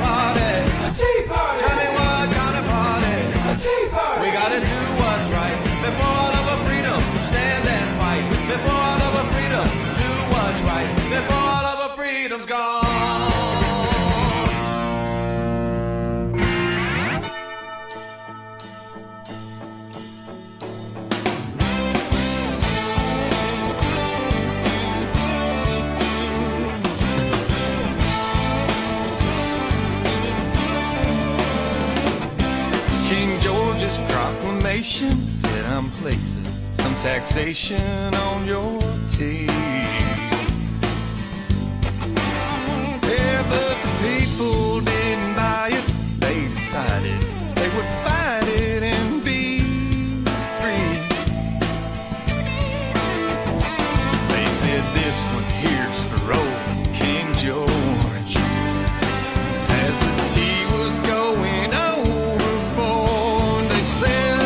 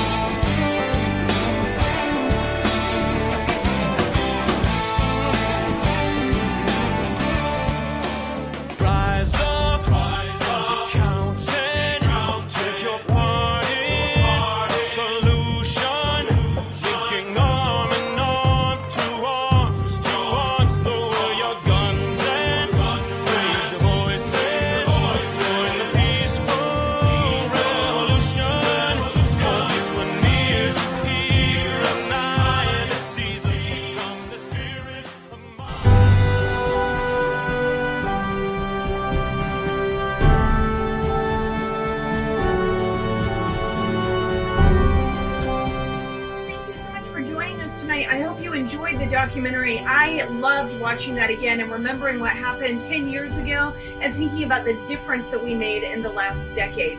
And tonight we are joined by some very special people who were in the documentary and who helped make the 9/12 event possible, the 9/12 March on DC possible.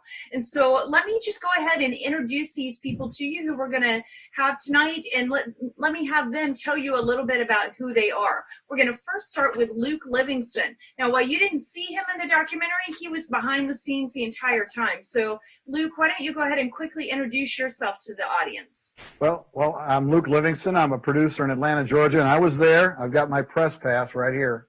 have a habit of holding on to all these things every time I go to an event. The great thing about the Tea Party movement was, it started with the April 15th Tax Day Tea Parties.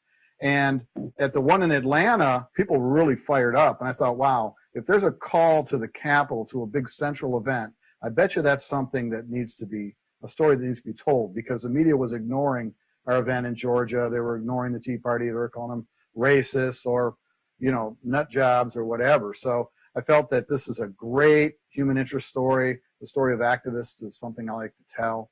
We were able to, early on, identify some activists that were moving off the couch, like Jack there, that were determined to go to D.C. So we thought, we're going to tell the story of 5 people who are moved off the couch into activism locally, and then their journey to the 9/12 March on Washington, and tell their, follow them along. So we had all these crews going up to this event. We didn't realize what an advantage that would be to have as many as 5 cameras up there for an event that nobody was really covering. And back then, not everybody had an iPhone. I mean, it was like you had flip phones and stuff. HD video wasn't something everybody had in their hand. It was pretty rare to have that. So it was an exciting time, and our crew loved it, and we worked very hard, and we came up with this video. And the video tells the story of these people, and we just wanted to find out, go beyond the signs, go beyond the sound bites, go past all that, and tell the story, the true story, what really brings people to passionate belief in something and a movement into action. And your story, Jenny Beth, is compelling. I mean, everybody was really interesting in that film. I think the film catches better than anything what happened, and that's why it was chosen for the Library of Congress. When we submitted it for a copyright, the National Archives wrote and said, we'd like to secure this for the Library of Congress. Send us a copy.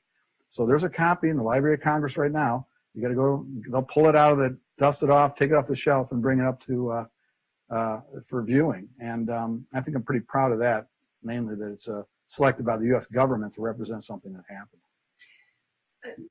It is pretty significant that happened, and I'm so glad you were there to document it. And we're going to go to Jack and CL in just a minute, but before we get to them, I want to introduce Brendan Steinhauser, who was in the film. He wasn't one of the people who was featured, but we wouldn't have even had a 9/12 march if it hadn't been for Brendan. So Brendan, tell a little bit about what you did then and how you were involved in making the 9/12 march happen.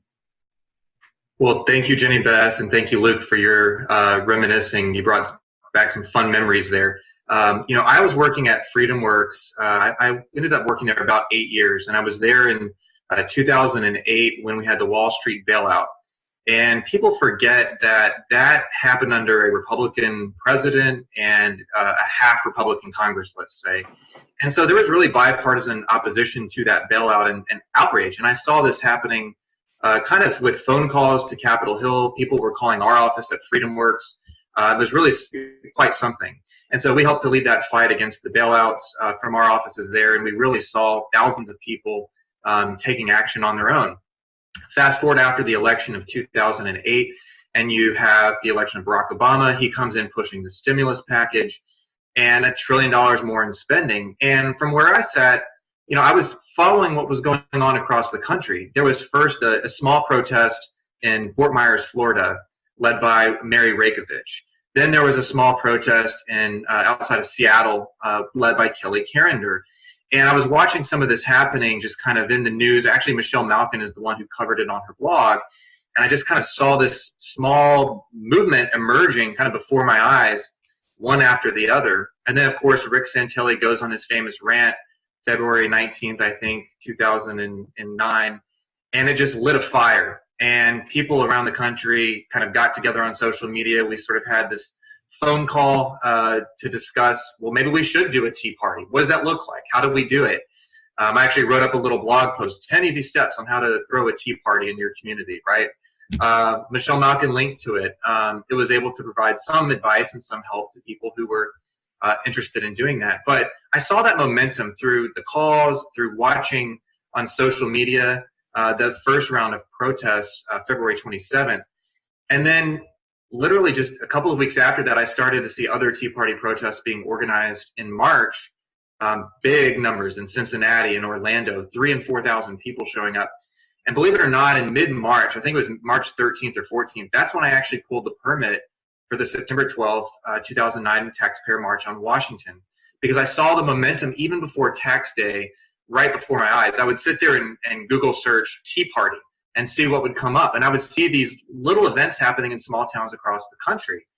And, I started to kind of talk to my colleagues at FreedomWorks and say, hey, there's a real movement afoot. If we can help it, if we can assist, if we can do something to help encourage this organic movement, let's do everything we can. But yeah, we pulled the permit in mid-March, started to organize plans to march down Pennsylvania Avenue all the way to the west lawn of the Capitol. I thought at one point we might have 200,000 or 250,000 people. That was my goal. But I was blown away by the ultimate number that we saw come out that day. And, again, I think we saw this organic movement happening around the country. We supported it. We did everything we could to help local organizers. I actually showed up, and met with Jenny Beth and Debbie and others in Atlanta prior to that event. And that's where we actually, as Luke mentioned, announced we're going to have a September 12th event at the Capitol. Y'all come and bring your friends and family. And we just saw the momentum, on tax day and after tax day pick up beyond that. Talk radio hosts around the country were talking about the rally. Local organizers were getting buses together. We were doing everything we could to prepare the stage and the sound to alert the media. But it really was an organic, beautiful, grassroots-led effort. And we were just so tickled that people were coming. They were the cavalry, right, as Jim DeMint called them. So we did everything we could there in Washington, D.C. to prepare and to welcome people and to make sure that everybody had what they needed to get around the Capitol and make an impact. Speaker Pelosi, if you noticed, we replaced the grass on the west lawn with AstroTurf.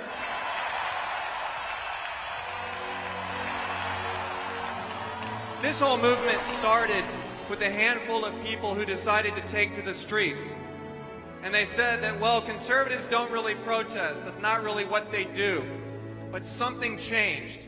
And it began last year when the Republicans were bailing out Wall Street. And it continued when the Democrats were ramming the stimulus down our throats.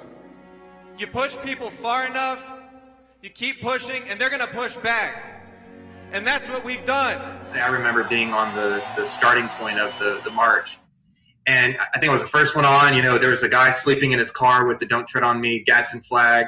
He was literally sleeping in his car, and I knocked on the window and I said, "Hey, buddy, it's time to go." It was like 5 a.m. And within hours, there were just thousands and thousands of people coming out of the subways. They were showing up on buses. It was loud, it was chaotic, and it was beautiful. So it's a day I'll never forget. And I think the Tea Party movement really came of age that day, and it became a political force. And to Luke and Jenny Beth's point earlier, they just kept attacking us. And the more they attacked us, the more Americans joined our cause. That's exactly right. And I'm so thankful that you did the work that you did during that time. I was, in those first few weeks, so busy helping just get the local events going around the country and planning the event in Atlanta. And it was good to have that permit pulled. And I've learned from the work you did how important it is when you think you need something, go get a permit and be ready to go. And sweating out whether you're going to have the money to actually pay for something or not. I learned in March and April of 2009 how difficult it is to plan and to scale an event when you don't even know if you're going to have the funds to be able to accommodate the crowd that you're expecting. It's a real balancing act.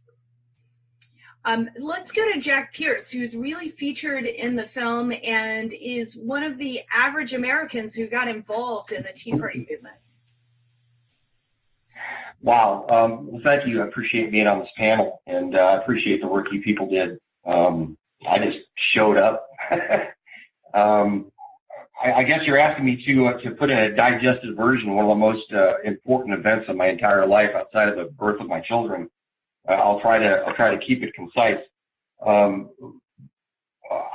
had spent a lot of time over the previous 3 years being really angry with my government.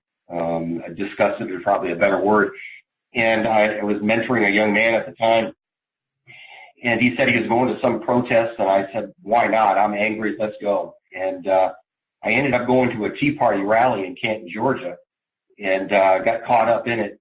And there was no turning back after that. I think what stands out to me, there's so many things, but the first things that come to mind are two things. And that would be actually the end of the, not the end of the march, but watching toward the tail end of the march.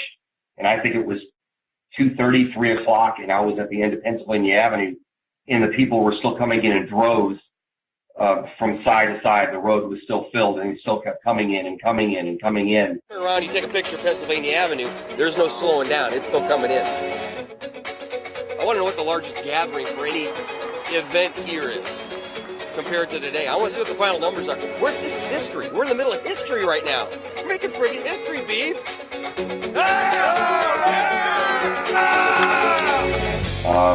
And I was brought to tears.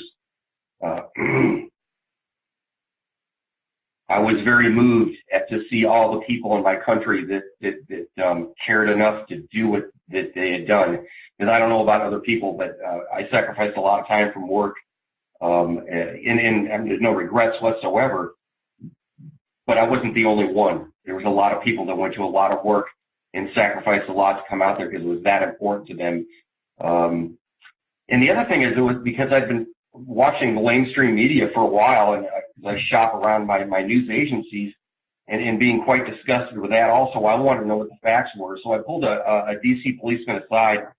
I don't know, about 1 o'clock in the afternoon. I said, "Hey, what do you think about all this?" And he said, of course I paraphrase. He said he's never seen anything like this in 20 years. He's never seen this kind of crowd. He said, "I've never seen so many well-behaved and clean people either." I think that speaks volumes about us as a movement, that we are not only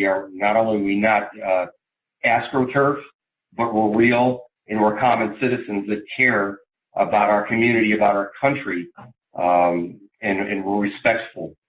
I've become quite disturbed to this day when I hear people, and when I'm in crowds and I can't speak up, and they talk about the Tea Party and they talk about they're all this and they're all that, and it's all contemptuous because they have no hands-on experience. I can tell you, being in the front of that line and talking to dozens of people, that I talked to numerous Democrats and several independents, and there are people from all walks of life and all creeds. And that meant a lot to me because since I got started with the Tea Party, I've been called a racist. I've been called a bigot, just a whole bunch of things that were not factual. And it's just not true. It's just people that care enough to get off the couch and do something like me. As I said in the video, I'm either part of the problem or I'm part of the solution. And for once in my life, I started taking action to be part of the solution, and I wasn't alone. And to be honest with you, I spent most of the afternoon after that in tears of gratitude. Excuse me. Because I have the good fortune to live in the most beautiful, wonderful nation in the world, that affords me the liberty, that allows me the privilege to do what we did on that day and actually to make a difference. Thank you very much for that, Jack. And we'll come back to you in a minute about more of it. But the emotions that you have, I understand that completely. And as I was watching the documentary again, and I've seen it so many times, but as I was watching it again, I also was moved to tears. We remember so much about that day. And as you and Brendan both have said, these are things that we're going to remember the rest of our lives. It was an event in a moment in time that is unlike anything else that we ever have experienced and likely ever will experience. Let's go now to C.L. Bryant, who was there. I met C.L. Bryant through Rob Godet, who was one of the co-founders of Tea Party Patriots, and he's involved now with the Cajun Navy in Louisiana. He told me that we had to have C.L. Bryant speak at this rally.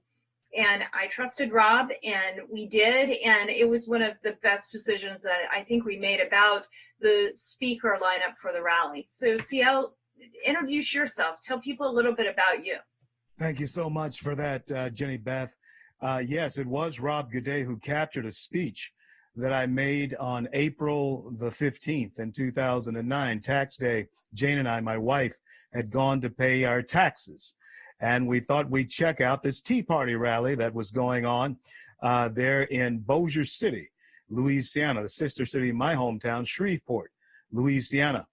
And when we got there, I didn't see any black faces there whatsoever. So I thought that this was just something that you white folks were putting on. And I thought I'd just hang around and see what happened. Lo and behold, nobody knew who I was. I was a preacher down in another parish here in Louisiana and was just up paying my taxes. That's all I was doing, was paying my taxes. And I was asked to speak, and I spoke. Rob Goodday captured that speech, put it on the web, and it wasn't long before I got a notice that it had gone viral. And then I got a call from a fellow by the name I had never met, Jenny Beth. I had never met you either. His name was Brendan Steinhauser, from an organization that I had never heard of, and it was Freedom Works. And they were inviting me, along with you, inviting me to come to Washington, D.C. for this rally. Now, I'm a preacher. I'm a country preacher, I was, and this was going to be out of my pocket that I went to Washington, D.C. And I want everyone to know this, that 1.8 million folks that came there, we as Americans came there on our own dime. And we came to deliver a message to those people who we had put in office. I pledge allegiance to the flag of the United States of America and to the republic for which it stands, one nation, under God, indivisible, with liberty and justice for all.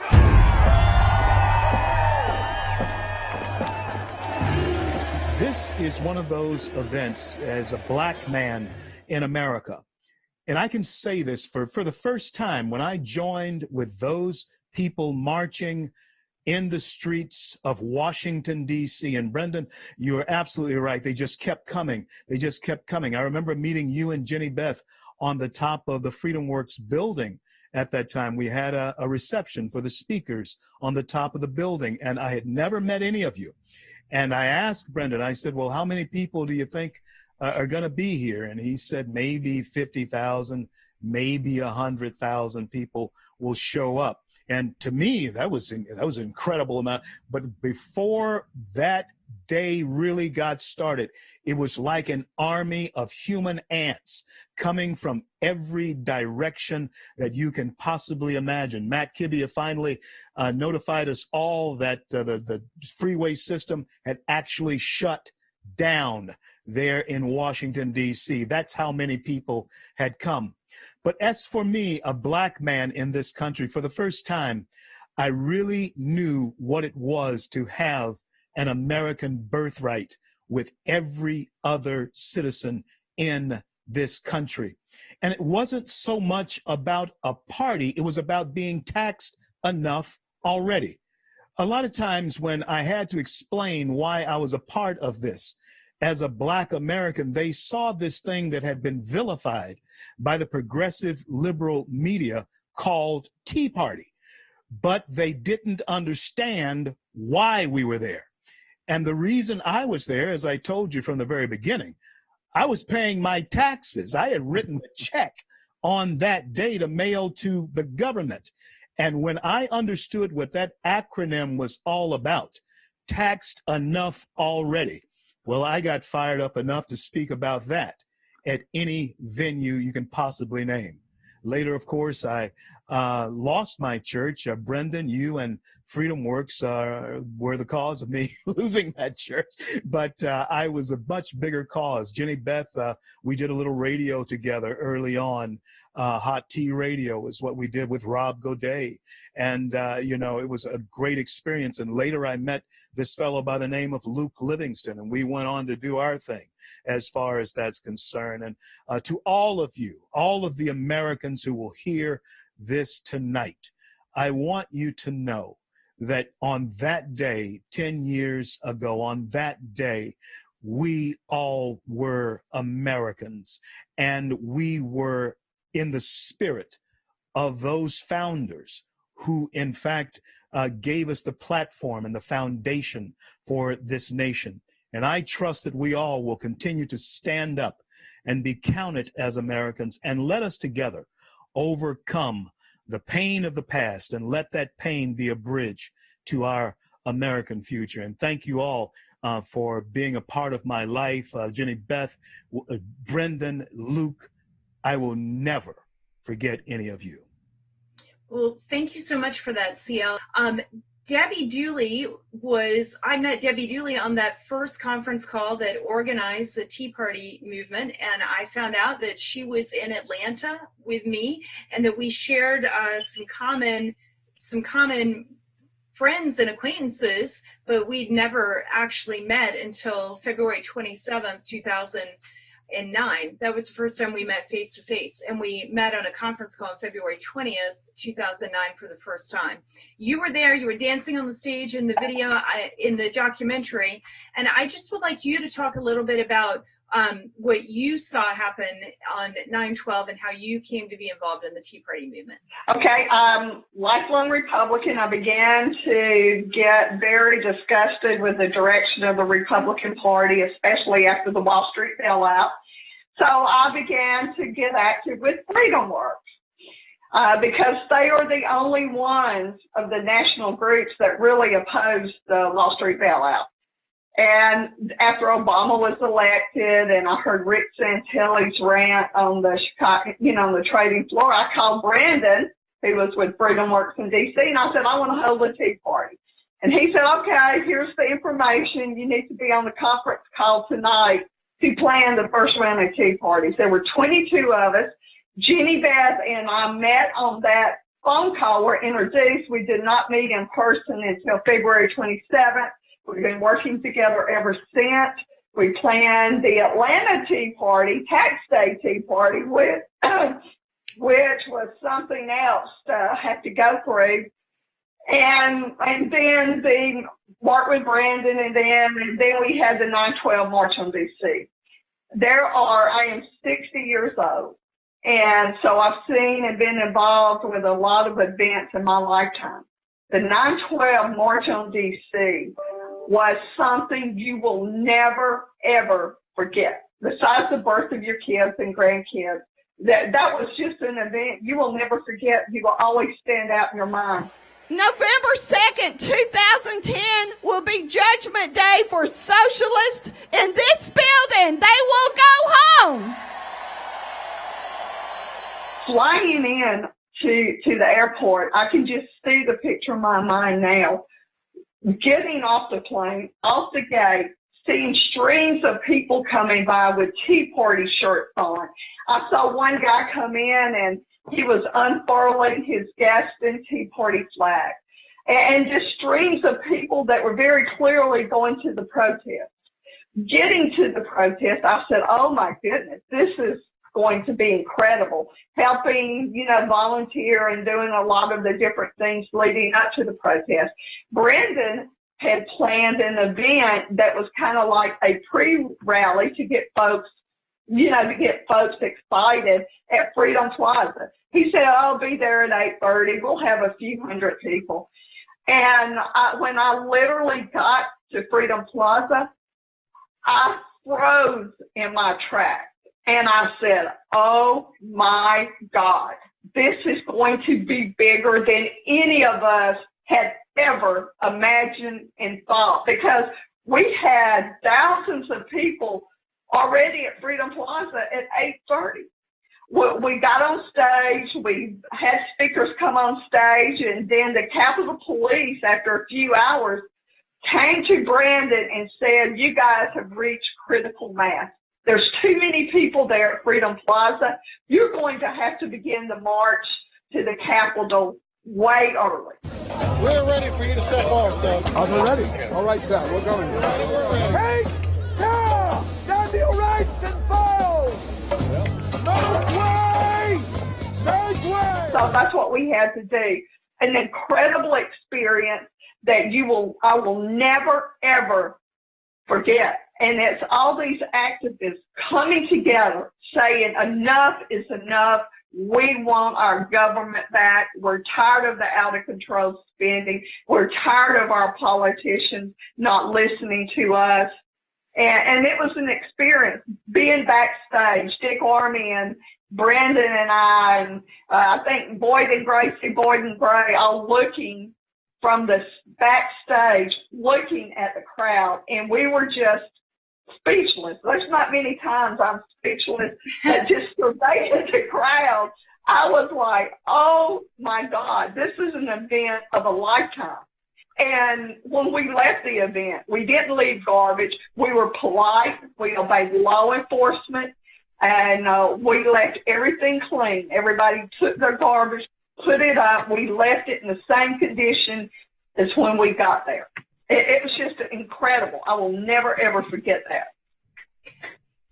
Thank you for that, Debbie. I remember we talked a little bit, each of us has kind of mentioned something about the crowd size. Is Brendan and I were planning the couple of days beforehand, we're meeting every single day and going through the details and making sure we knew exactly what was going to happen. It was almost like neither one of us actually wanted to say aloud the size crowd we thought we would get, for fear of jinxing the crowd size. And CL mentioned how we said on that rooftop, that Brendan said on that rooftop that we thought there'd be 50,000 people. And what Brendan and I had said is, okay, we know that the West Lawn will hold 50,000 people. Let's just say that's what we're hoping to fill up and leave it at that, and we'll just see what happens. Because we didn't want to have too much of its expectations from the media, and we just really didn't know the full size and what to expect. But the crowd was the most amazing. It really was one of the most amazing things I've ever seen. I didn't go to Freedom Plaza. I was on the West Lawn the whole day, organizing and doing everything that had to be done for that and emceeing the event. And you might have just watched the documentary and see I look a little bit different now than I did then. My children are older and I'm through with mommy weight. But that crowd, I watched as they were coming down Pennsylvania Avenue, and they were coming down and they were coming down, and it just kept going for hours and hours and hours. It didn't stop. And I think that as I think of the day, that's the thing I won't ever forget, because I knew how far it was from the Capitol to the Bell Tower. The Bell Tower in the old post office, which is now the Trump Hotel. I knew how many blocks away that was. And the street was completely full, and it just kept going, and it was completely full for hours. So I knew I had some sense of the crowd size just from watching that. And that's the thing that I take away from that day, is looking out and just seeing all the people and the fact that they just kept coming all day long. And Brendan talked about not having a lot of funding for this. We didn't have the funding to have audio visual set up throughout the mall so that we could have big jumbotrons and other types of televisions throughout the lawn and further down for people who maybe weren't close to the stage. And we also did not have the speakers. We had microphones and speakers for right near the stage, but we didn't have enough to have that all the way down to cover the whole crowd. So there were people who were standing there watching and were there the whole entire day, but they really couldn't even hear a lot of what was going on the stage. They just were there because they understood that being there together was so important to do. And that's exactly what it was. And it just was quite an amazing day. Hey, Jenny Beth. Yeah, Jenny. Go ahead, Luke and Brendan. The crowd size really presented some problems to us as filmmakers, because we came up in a minivan with two crews, and then we had a crew on buses coming up, and we had another crew shooting footage. There was a local guy.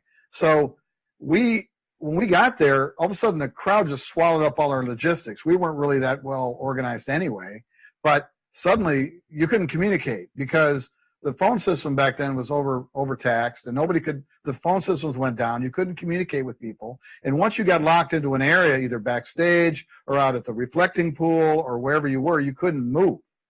because there were so many people. They were going all the way, they were feeding all the way back, halfway down Pennsylvania Avenue. It was a Constitution or Independence. That was really, really challenging.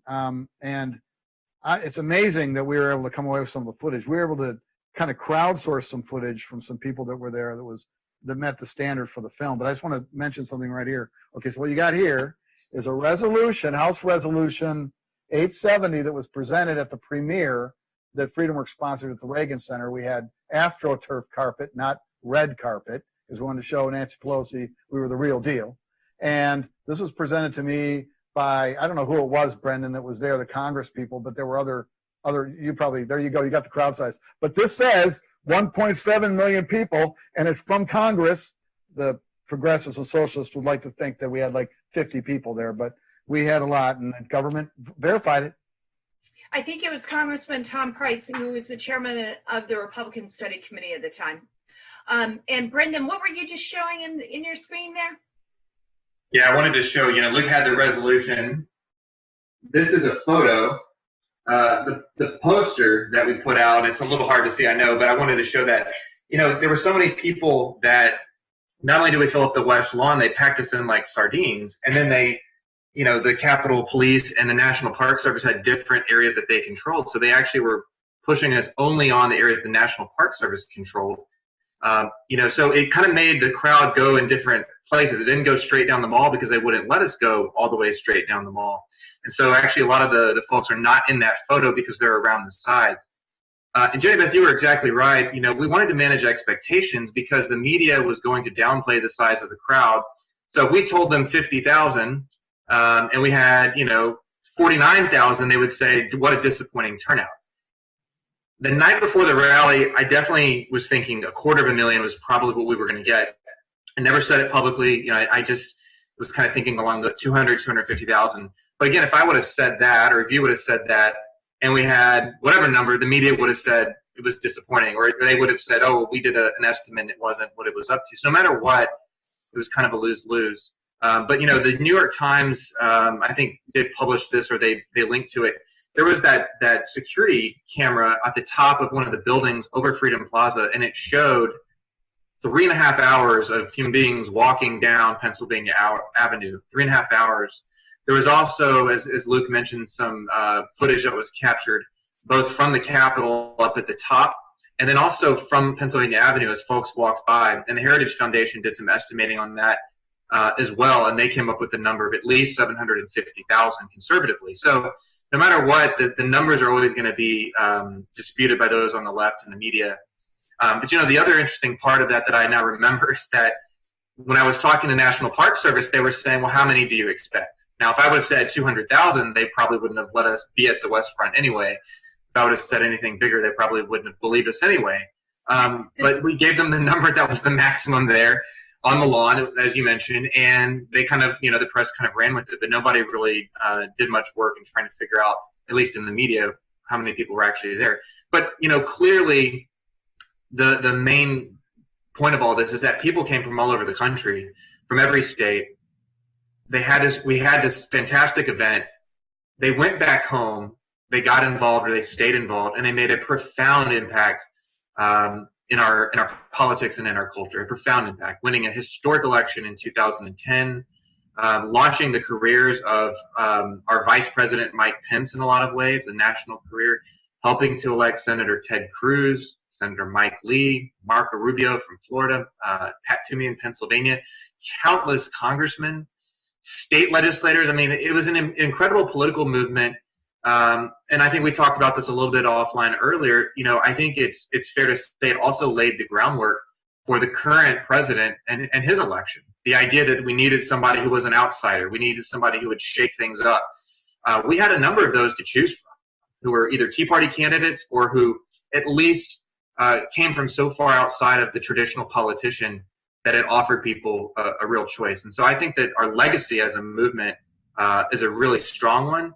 And obviously there's still work to do. We still need to tackle the national debt. That's something that's on all of our minds. But we've achieved a lot in the 10 years since this March. That's exactly right. Since we're talking about some of the differences that we made in the election, even in 2016, Debbie Dooley, what do you think about the kind of difference that we made? You were a Trump supporter from very early on.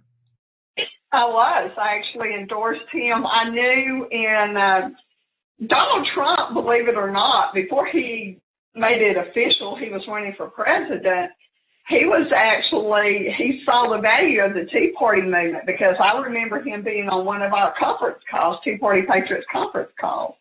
At some point, he spoke at a Tea Party rally.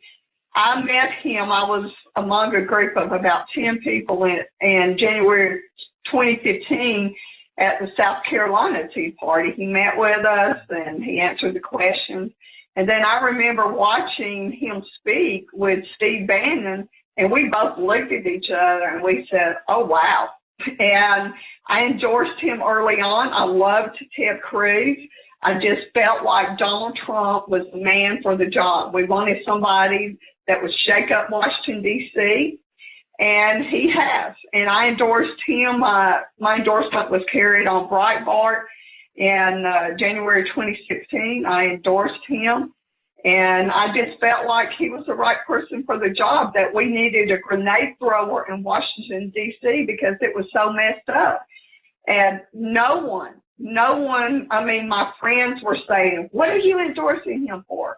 But I had vision to see, what we needed. And no one would have been able to withstand the attacks that Donald Trump has. And part of it is because he's a successful millionaire and he has his own money, so he didn't really need money from anybody else. I think the Tea Party movement paved the way for Donald Trump. We helped the Republicans take back control of the House. Not only that, the Tea Party movement is very active on the local level. Beginning in 2010, we began to get active on the local level. So you have Tea Party activists. I know in Georgia and I know in other states, they've started to address and want to change their local government as well. So the Tea Party has been effective from the bottom up. And I mean, I have people, what really amazed me was after Donald Trump was elected president, you have all these AstroTurf movements come up on the left side. And after trashing us thoroughly when we first started, all of a sudden they were saying, oh, this is, I had media people that I know that actually reached out to me on the national level, and they said, oh, don't you think that this movement that's going on is just like the Tea Party movement? And I said, oh, it absolutely is not. I said, we weren't AstroTurf. We weren't funded. We were begging for money, and we were respectful of law enforcement. We obeyed the law, and we were very respectful. And, but it's amazing. They're trashing us in 2009, 2010, 2011. All of a sudden, in 2017, they're trying to compare these movements that are violent movements and very negative movements with the Tea Party movement. That is exactly right. And they even still, they're trying to blame a lot of things that are happening in the country on what we did. And it's very frustrating to see that, and to see the liberal attacks and the way that they do everything they can to malign us, and frankly just to rewrite history. And if they don't like, the New York Times recently wrote essentially a hit piece on the Tea Party movement, and even the hit piece wasn't enough, and people on Twitter were upset that they didn't call us terrible things and say that we were racist or whatever else. And the New York Times went and edited their article. And as that happened, I was thinking they actually need to go back and watch the Tea Party documentary, because the documentary explains what was going on as this movement started. And the New York Times, they didn't pay attention to us then, and now they're trying to understand what we were about and how we were able to make the difference that we made, and to malign us also because they're trying to rewrite history. I want to go to Ben next. We've got Ben Bergquam with us, who is from California. He was in the documentary. He wasn't one of the featured people, but he was in it, and he's moved through this movement, and he's doing a lot of amazing things today. So Ben, tell us a little bit about what you're doing. Let's start with what you did leading up to the 9/12 march and how you wound up being in the 9/12 march. And then I want to hear what you're doing today as well, please. Yeah, it's interesting. I didn't realize it had been 10 years until Luke sent me the invite to join you guys on this. So thanks for having me. Jenny Beth, we were back then. And I was in college at the time. I was finishing my undergrad and then going into grad school. And I was just sick of the direction our country was going. I'm a child of a pastor father and a nurse mother who were both missionaries in Africa for 10 years. And we've lived all over the world. I've seen what desperation is. I've seen what tyranny is, and I've also seen what opportunity is. And there is no question that there's no greater country in the history of the world to provide opportunity to any person, regardless of the color of your skin, than America, and or what's between your legs. You know, the attacks we have going on now, and we've been having going on for decades now, to demonize and to undermine America, the foundations of America. I was young then, and I was actually watching the video. We're at the beginning of the new revolution, and I'm honored and proud to be a part of it. I mean, this is people from across America, and we're saying this. We're taking this in a new direction. I'm so stoked.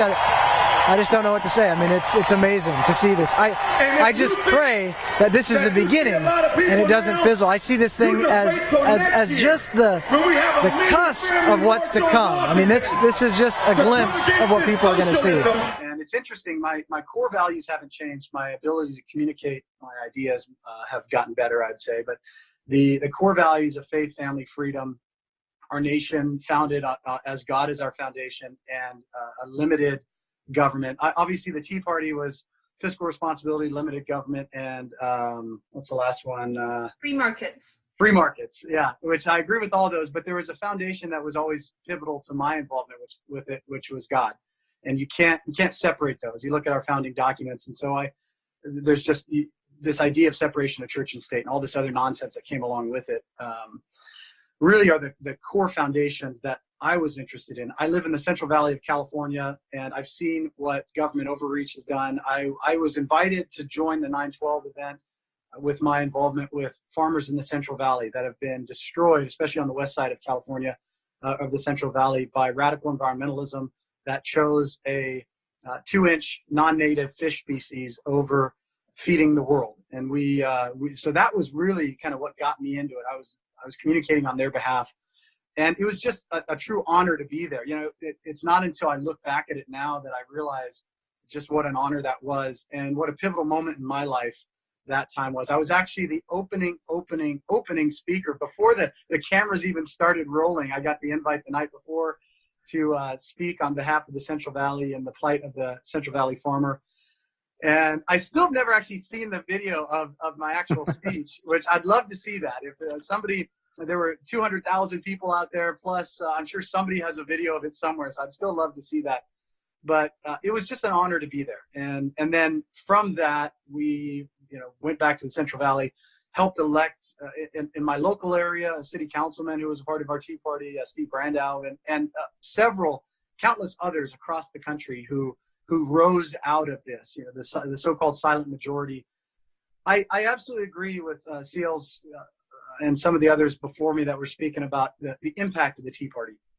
I came on board. I saw the change that it made. A lot of people, the attacks that it got, all the names that we were called back then, teabaggers and all the other, which we ended up taking on as a kind of like the deplorables, as we everything that they threw at us, we just took it and said, fine, call us whatever you want to call us. We're going to keep moving forward. But there's no question the Tea Party had a significant, positive,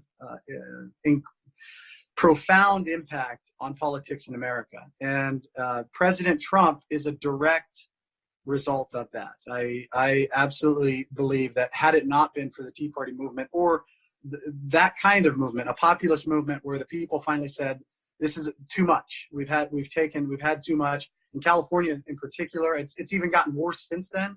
So I see a lot of positive changes, but the reason I got back involved was because it's still, we are desperately close to losing this nation. We're desperately close to not being a constitutional republic.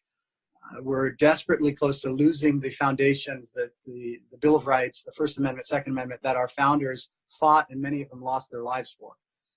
But there is a wave of people, there is a remnant of people that is being called to stand for such a time as this. And I believe I'm part of that, and I'm honored to be a part of that. So now we're at a make or break point. This is in our nation's, had Hillary Clinton won, that's why they're freaking out so bad right now. They thought they had it. They thought socialism was going to be the norm. They thought this radical environmental policy and climate change and all this nonsense was going to be the direction our country headed. The LGBTQXYZ and transgenderism and the undermining of the family. They thought it was over and they had it won. And to see President Trump come in that wave of populism for America, it was I just felt the call to get back into it. And so what I did, I just started going out with my phone. This was when live streaming just started happening. And so I would go out and take my phone and hold it up in the air and go and try and find common ground with folks and have do little interviews on the streets. And in that process, I was in Berkeley at the second Battle of Berkeley. I got attacked and got 13 stitches in my head and my ear for simply having a difference of opinion by the so-called anti-fascists, which are truly just the most fascist people in our country right now. And that grew into what I'm doing now, working Frontline America, started that, and then now working for America's Voice to continue to spread the message. And this is the key to me. My calling is shining light in the darkness, raising up the Christian conservative remnant. But the key is communicating to this generation and impacting our culture. We are in a culture war. We are the counterculture of today. And but if we don't stand, if we don't communicate, if we don't challenge and reject the premise of the enemy, we're going to lose this nation. We are so close to losing this nation. So that's my core focus right now, is communicating in the arena of ideas to win back our culture, which will ultimately then impact the votes of the people. And that's what I'm doing. That's great. Thank you for that update. And I'm sorry you had the stitches. And you mentioned something about how you were invited right at the night before. We were just scrambling to get as many of the grassroots activists who were in Washington, D.C. to make sure that you were able to speak. And we wound up starting the rally, the way you were describing it was a pre rally. We started hours before the official start time. So in the documentary, you hear me say, welcome to the official start time of this 9/12 March on DC. But the fact was we'd already been going for 2.5 or 3 hours before the official start time. The official start time was for C-SPAN and for all of the media, but we wanted to make sure that the people who organized, who paid out of their own pocket, who helped get to DC and to bring other people with them, that it was about every one of you. It was about the normal people, much less than about the politicians. Jack, we've been going almost an hour now, so I know we're going to have to wrap up, but I want to know, Jack, a little bit more about just where you are today and what you're doing, and also how old are your kids, because they were in probably elementary school back then. Yeah, my kids were 7 and 8 at the time, and I think it's worthy to note, I was a licensed health insurance broker at the time that this came around, and I was a threat to what I perceived to be a threat to my professional life, and it turned out it was. I lost my job and did thousands of other life and health insurance agents. But my kids at the time were 7 and 8. They're now, as you said, they're grown up now. They're 17 and 18. I have one in military school. I have one who's going to be going back to school here shortly. Immediately following the release of the movie, or actually even before that, I was approached by some people at the local and state level to get involved and run for some offices, and I was quite flattered. I just was honored by that. It was not the right thing for me to do at the time. And I think, oddly enough, one of the reasons was that I was too blunt. I was too Trump-like. I don't think that our state level was ready for Trump at that time. But now I'm very far removed from it, although I'm beginning to become very stirred up after watching the video again today and listening to you folks. I don't know what the future holds for me, but I know that I have more hope for my country today than I did in November of 2016. I actually have hope with Trump in office, and I think and I agree with all of you. I think that we set the groundwork for even the remote possibility that somebody that far outside of the norm could become president. I'm just thrilled with the fact that he's filthy rich and that he doesn't need other people's money. I feel much more confident that he's going to act in a way that's consistent with his beliefs and not swayed by another human being. But in short, I'm not involved in the Tea Party at this time. I leave all options open. I love my country as much as life itself, and I still fear, as Ben had mentioned, I fear for the future right now, and I think unless some more bold steps are taken very soon, that we're going to see the greatest nation that's ever existed go away. Thank you for sharing that update, and I can assure you we are doing everything we can to prevent that from happening. In fact, Tea Party Patriots Action is going to be doing a rally next week in Washington, D.C. It's going to be on a Thursday, not on a weekend. The theme of it is Stop Socialism, Choose Freedom. We think it's very important that we're just putting a marker in the ground right now and saying we've got two different paths for America's future. One is a future with freedom and optimism and hope, and the other one is a future with more government control, and it is socialist. And we have people who are outright calling for socialism in this country, and I don't even think that some of those people understand what they're calling for when they do it. They may have very good intentions. They may be well-meaning. I don't think they understand the unintended consequences of what they're calling for right now. And it's up to us to make sure that we educate our fellow Americans to explain those differences and why we have to continue on the path of freedom. And also to remind people that freedom takes eternal vigilance. You have to continue to fight to keep freedom alive. It doesn't just happen by accident. It happens deliberately and on purpose. Can I jump in on that? Yes, Jenny please. Beth? This is one of those things that gets me. I'm out there all the time confronting these little snowflake lefties that are out screaming and crying and hitting people over the head with sticks to stop the fascists and all this nonsense. But the reality is that it's the same. It's true today as it was during the Tea Party and before. The reason we're in the situation we're in is not because of the left or because of the enemy. And when we're talking about spiritual terms, it's because of the lack of people standing in the gap, people willing to stand on behalf of righteousness and truth. And the Tea Party started not so much, I would say, against the Democrats. It was against weak Republicans that weren't willing to stand up for decades for the values that we hold as conservatives, and primarily fiscally around the Tea Party. But the same is true now. The reason that democratic socialism has taken a foothold is because conservatism, free market capitalism hasn't been communicated effectively, and in a lot of cases, it's been undermined. The crony capitalism and the big business, the chambers of commerce working to undermine our what capitalism really is in a true free market. And so we're not battling necessarily socialism. We just haven't communicated capitalism effectively. We don't really have a free market anymore. And so that's the big thing. You're right. These people are ignorant. The people that I talk to on the streets that are asking for socialism and communism, they have no clue.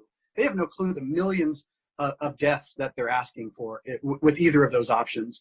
But it's because they don't know any better, and because of what they see in our current government and in our current economy, which is not free market, is not capitalism.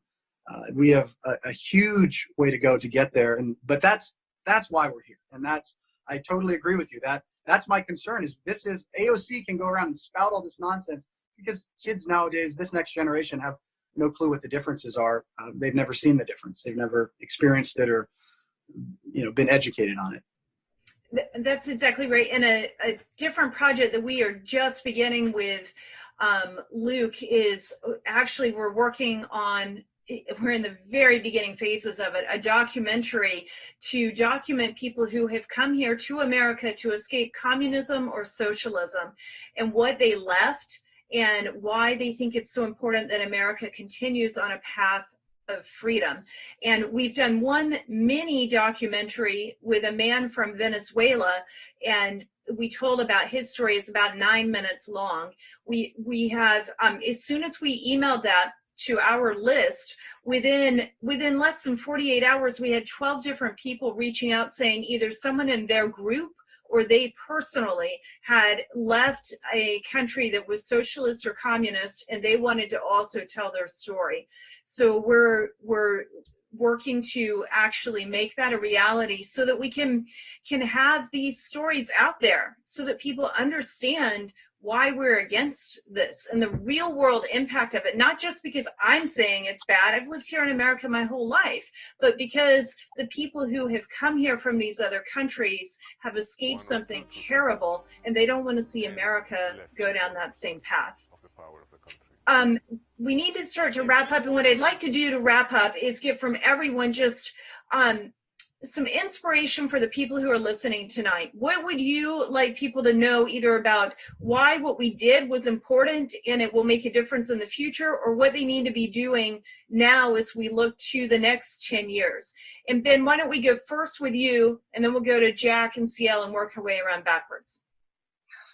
Thank you, and sorry again for jumping on late. But yeah, so first, my call to everybody is every one of us have a part to play in this, no matter what, if you feel insignificant, you're not. Each one, we're different parts of the body. Some of us are called to speak. Some of us are called to be more behind the scenes. But whatever that is, whatever that inspiration is within you, and this has been my message for the last 10 years, is do that. Whatever that thing is that you're called to do. Don't try to do something that other people are doing. Just get involved in some way to impact the future. And I see what we're doing. I travel the country all the time. I rock the MAGA stuff all the time. And it's not so much even pro-Trump. It's a rejection of the intimidation that the left thinks that they can get away with by trying to silence people that they disagree with. So what I've seen, though, as I continue to travel, is when I first started doing this, there was a lot of fear. People would come up and they'd whisper in my ear, "Hey, I support you. Thank you for doing what you're doing." Now it's open. People are running up in the airports. They're high-fiving. They're shouting. I've got flight attendants and pilots that go out of their way to say it overtly. And so I think America's waking up. You're not seeing it in mainstream media. You're not seeing it in our education system. You're not seeing it in politics necessarily directly yet, but it's happening. And as those lagging indicators start to catch up, as media outlets like ours, America's Voice News, start to catch up, you're going to start to see huge shifts in our culture if we continue in this direction. So I would just encourage people, keep standing up, keep fighting back, keep rejecting the premise of the left and the premise of the enemy, and we're going to win. Thank you for that, Ben. And one last thing, how can people follow you? Because you've got some great things that you're doing. So if they want more information, where can they go? You can Google Frontline America, or you can go to America's Voice News, and we've got a new show coming out. We're just announcing it, called Chasing Freedom. Kind of ties right into all of this. It'll be it's combining the social media and conservative activist world with network news obviously from an opinion journalist perspective, not straight line journalist. I come from that opinion. But anyways, Frontline America or America's Voice News, you'll find me. Great, thank you very much.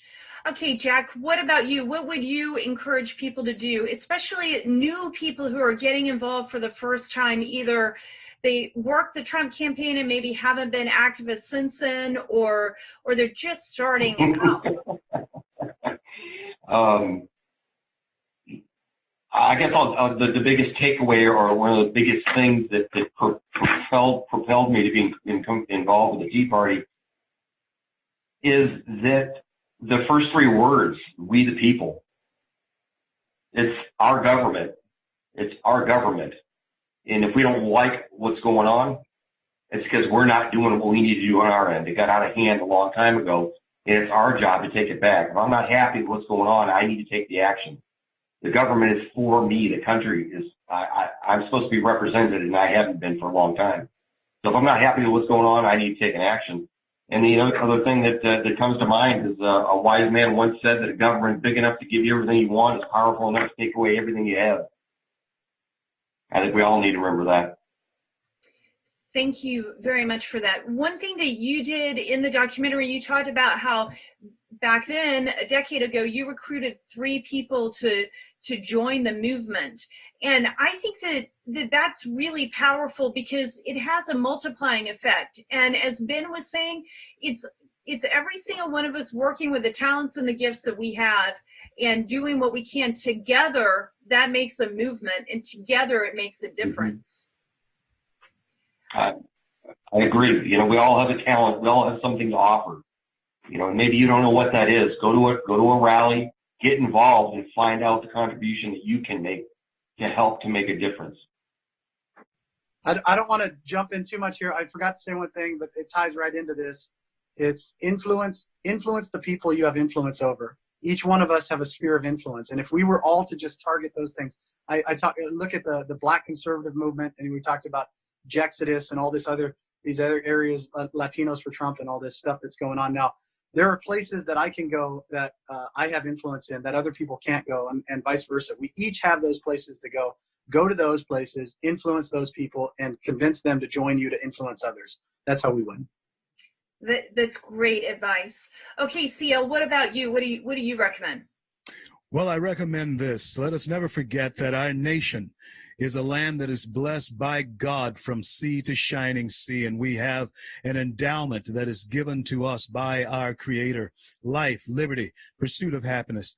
That is what Tea Party has been all about. That's what Freedom Works is all about, of which I am a senior fellow there in Washington, D.C. I encourage all of you to download free the CL Bryant Show app daily. We're on across the nation on Red State Talk Radio. Jenny Beth, I got to get you on the show. Brendan, we must reconnect. And of course, Luke, we have to talk. And so I certainly do appreciate this opportunity and thank all of you for helping us reunite. And remember this, folks, when we think about the American dream, it is the only nation that the word dream is associated with.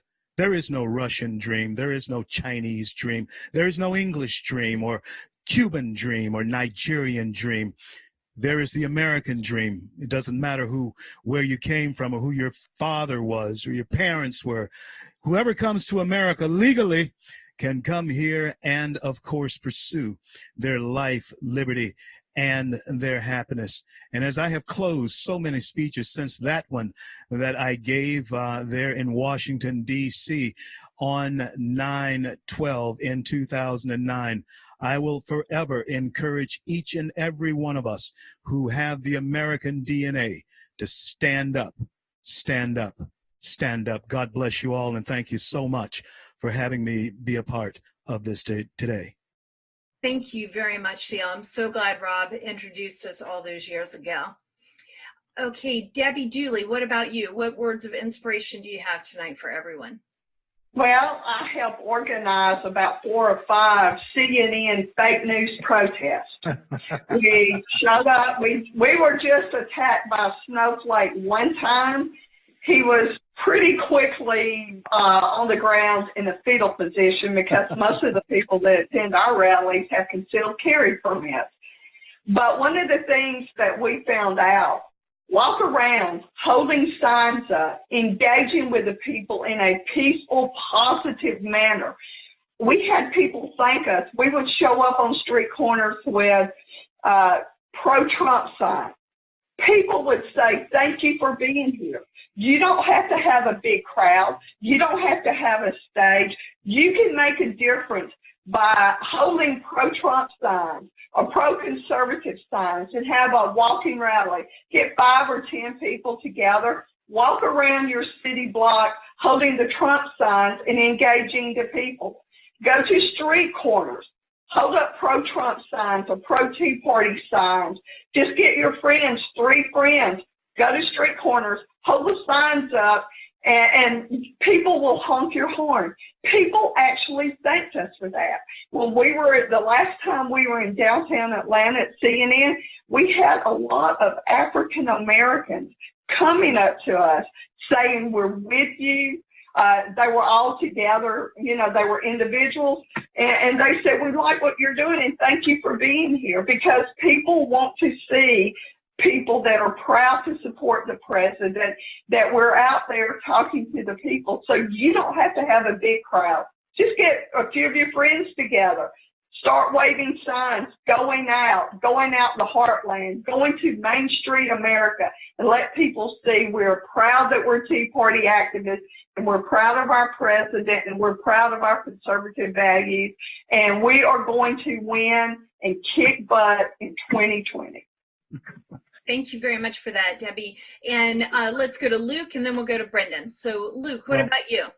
Well, over the last 10 years, documenting the conservative movement, what really comes to mind is the old couple standing at the rope line in Atlanta. They must have been in their 70s or 80s, and they stood there all day at the railing of the, watching the speakers. I thought, and I was new to this, is why are they standing there? What they're so passionate about this. There's something humbling about that to me. And so I've set out to document people rising from the couch into activism. And someone like Marianne Mendoza, her, Jenny Beth. We interviewed her back after her son Brandon was killed by an illegal alien. And she was just a house mom in a townhouse sharing a letter of frustration with the newspaper to Obama that he never responded to. And then she takes the reins and she says, I'm going to move into activism, just like you have, Jenny Beth, and everyone here. And next thing I know, she's at this event and that event, and then she's in the Oval Office driving, new legislation and executive orders, nationally. So what I do is I encourage anybody here, baby boomers that have been reunited with our founding principles through the last 10 years of Tea Party training and things like that, use all that education. We were all brought back to our founding principles during the Tea Party movement. And we need to take that training and what we learned and push it forward. At least the baby boomers do. Don't give up. There's a lot of us out there with time on our hands now, and we can do a lot of heavy lifting for the Tea Party movement. We can show up at the rally next week, in Washington, D.C. I think it's Thursday, the Stop Socialism rally. We know a lot more about our founding principles than a lot of kids, and they need to be taught. So I would encourage baby boomers to get back involved, all right? Young guys like Ben, Candace, all them, they've got new movements they're sparking, like CL talked about. But, we were there too, and we can share that information and get people inspired, people like Marianne Mendoza, people like you, Jenny Beth. I think, it's just incumbent on us, and Debbie, you too, to take that information we learned the last 10 years and push on. Thank you very much for that, Luke. And now, Brendan, what about you? What words can you give to everyone? Well, I think summing a lot of this up, the Tea Party movement started out as a local, organic, grassroots movement to fight for conservative values. That's where we began. We became a national movement with great leadership at the local level, the state level, the national level. We just worked well together to build a national movement. We came to Washington 10 years ago today to say that our voices would be heard. And I remember thinking this then, and I think I even mentioned it to the crowd, now go back home, go back to where you came from and keep the fire of revolution lit. Go and focus on your local community. And I think that's what I would leave with people is if you want to have an impact in the national level, at the presidential level, the most good you can do is in your community. So go do all the things everybody here is talking about tonight. Do it in your city, your town, your county, from there, the state house or state senate level, and then on up. But focus on your neighborhood, your neck of the woods. And if you're a leader in that neighborhood or in that community, you will have a major impact. And I think that's what we can all do. And if we all kind of hold ourselves and each other accountable to know that we're going to continue that work, then we can rest assured that the Tea Party movement 10 years later will not only live on, but it'll thrive into the future. That is great. Thank you very much for that, Brendan. As we close out, before I give my words of inspiration, I want to say something to you, Brendan, and something that people may not realize. You personally and FreedomWorks, broadly speaking,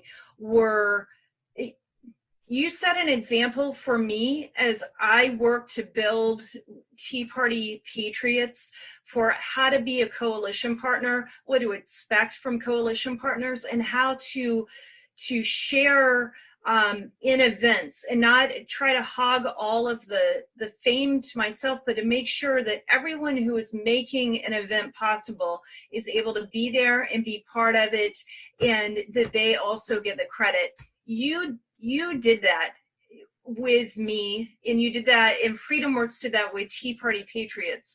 I was a national co-coordinator for that 9/12 March on DC. At the time, Tea Party Patriots we weren't even raising money. We barely had money to buy t-shirts that we were able to have available for donations that week. But we didn't have any money. What we were able to offer was our time and our organizational skills. And you guys took that and said, if you will organize it, you can be a co-coordinator with us, and you let me MC it. And it set the stage for how we operate at Tea Party Patriots. And I don't know that I've ever thanked you personally for that. And I feel like I should do that right now publicly. So thank you. Thank you. Thank you very much. I want to say thank you, and I believed in you then, and I believe in you now, and I believe in the movement and the cause. And it was always about all of the folks who did the work at the local community level, and we were just so tickled to play a role in this movement and to work with all of you. It was important to us that credit wasn't an issue, that we all shared in that. There was enough work to go around, clearly, and you guys worked and are still working. And so I just want to let you know that I appreciate you and everybody at Tea Party Patriots. Well, thank you very much. And at Tea Party Patriots Action, we have a weekly action item for people to take. This week and next week, it is loaded every single day. It's not normally like that, but with Congress coming back from being on recess or summer vacation for all of August, there's a lot to do right now. But you can go and find that action item every single week by going to teapartypatriots.org/this week. teapartypatriots.org/this week. Sometimes it's big things to do, like planning an event or organizing an event locally. Other times it's picking up the phone and making a phone call or sharing something on social media. We try to make it possible, so if you've got time for 5 minutes or 5 hours a week, we've got something for you to do. So be sure to check that out. There are ways to contact us and get involved. And we are here to support you. So if you want to do something locally and you need help, please see what we are offering in terms of weekly calls to action. And then if you need anything from us, you can always reach out to me personally. I give my email address out. It goes to me and a couple other people on my team so that we're able to help. So it's jenny.beth at teapartypatriots.org. And the weekly call to action is teapartypatriots.org/this week. And finally, I hope everyone who's watching can make their way to DC next week for the Stop Socialism, Choose Freedom rally.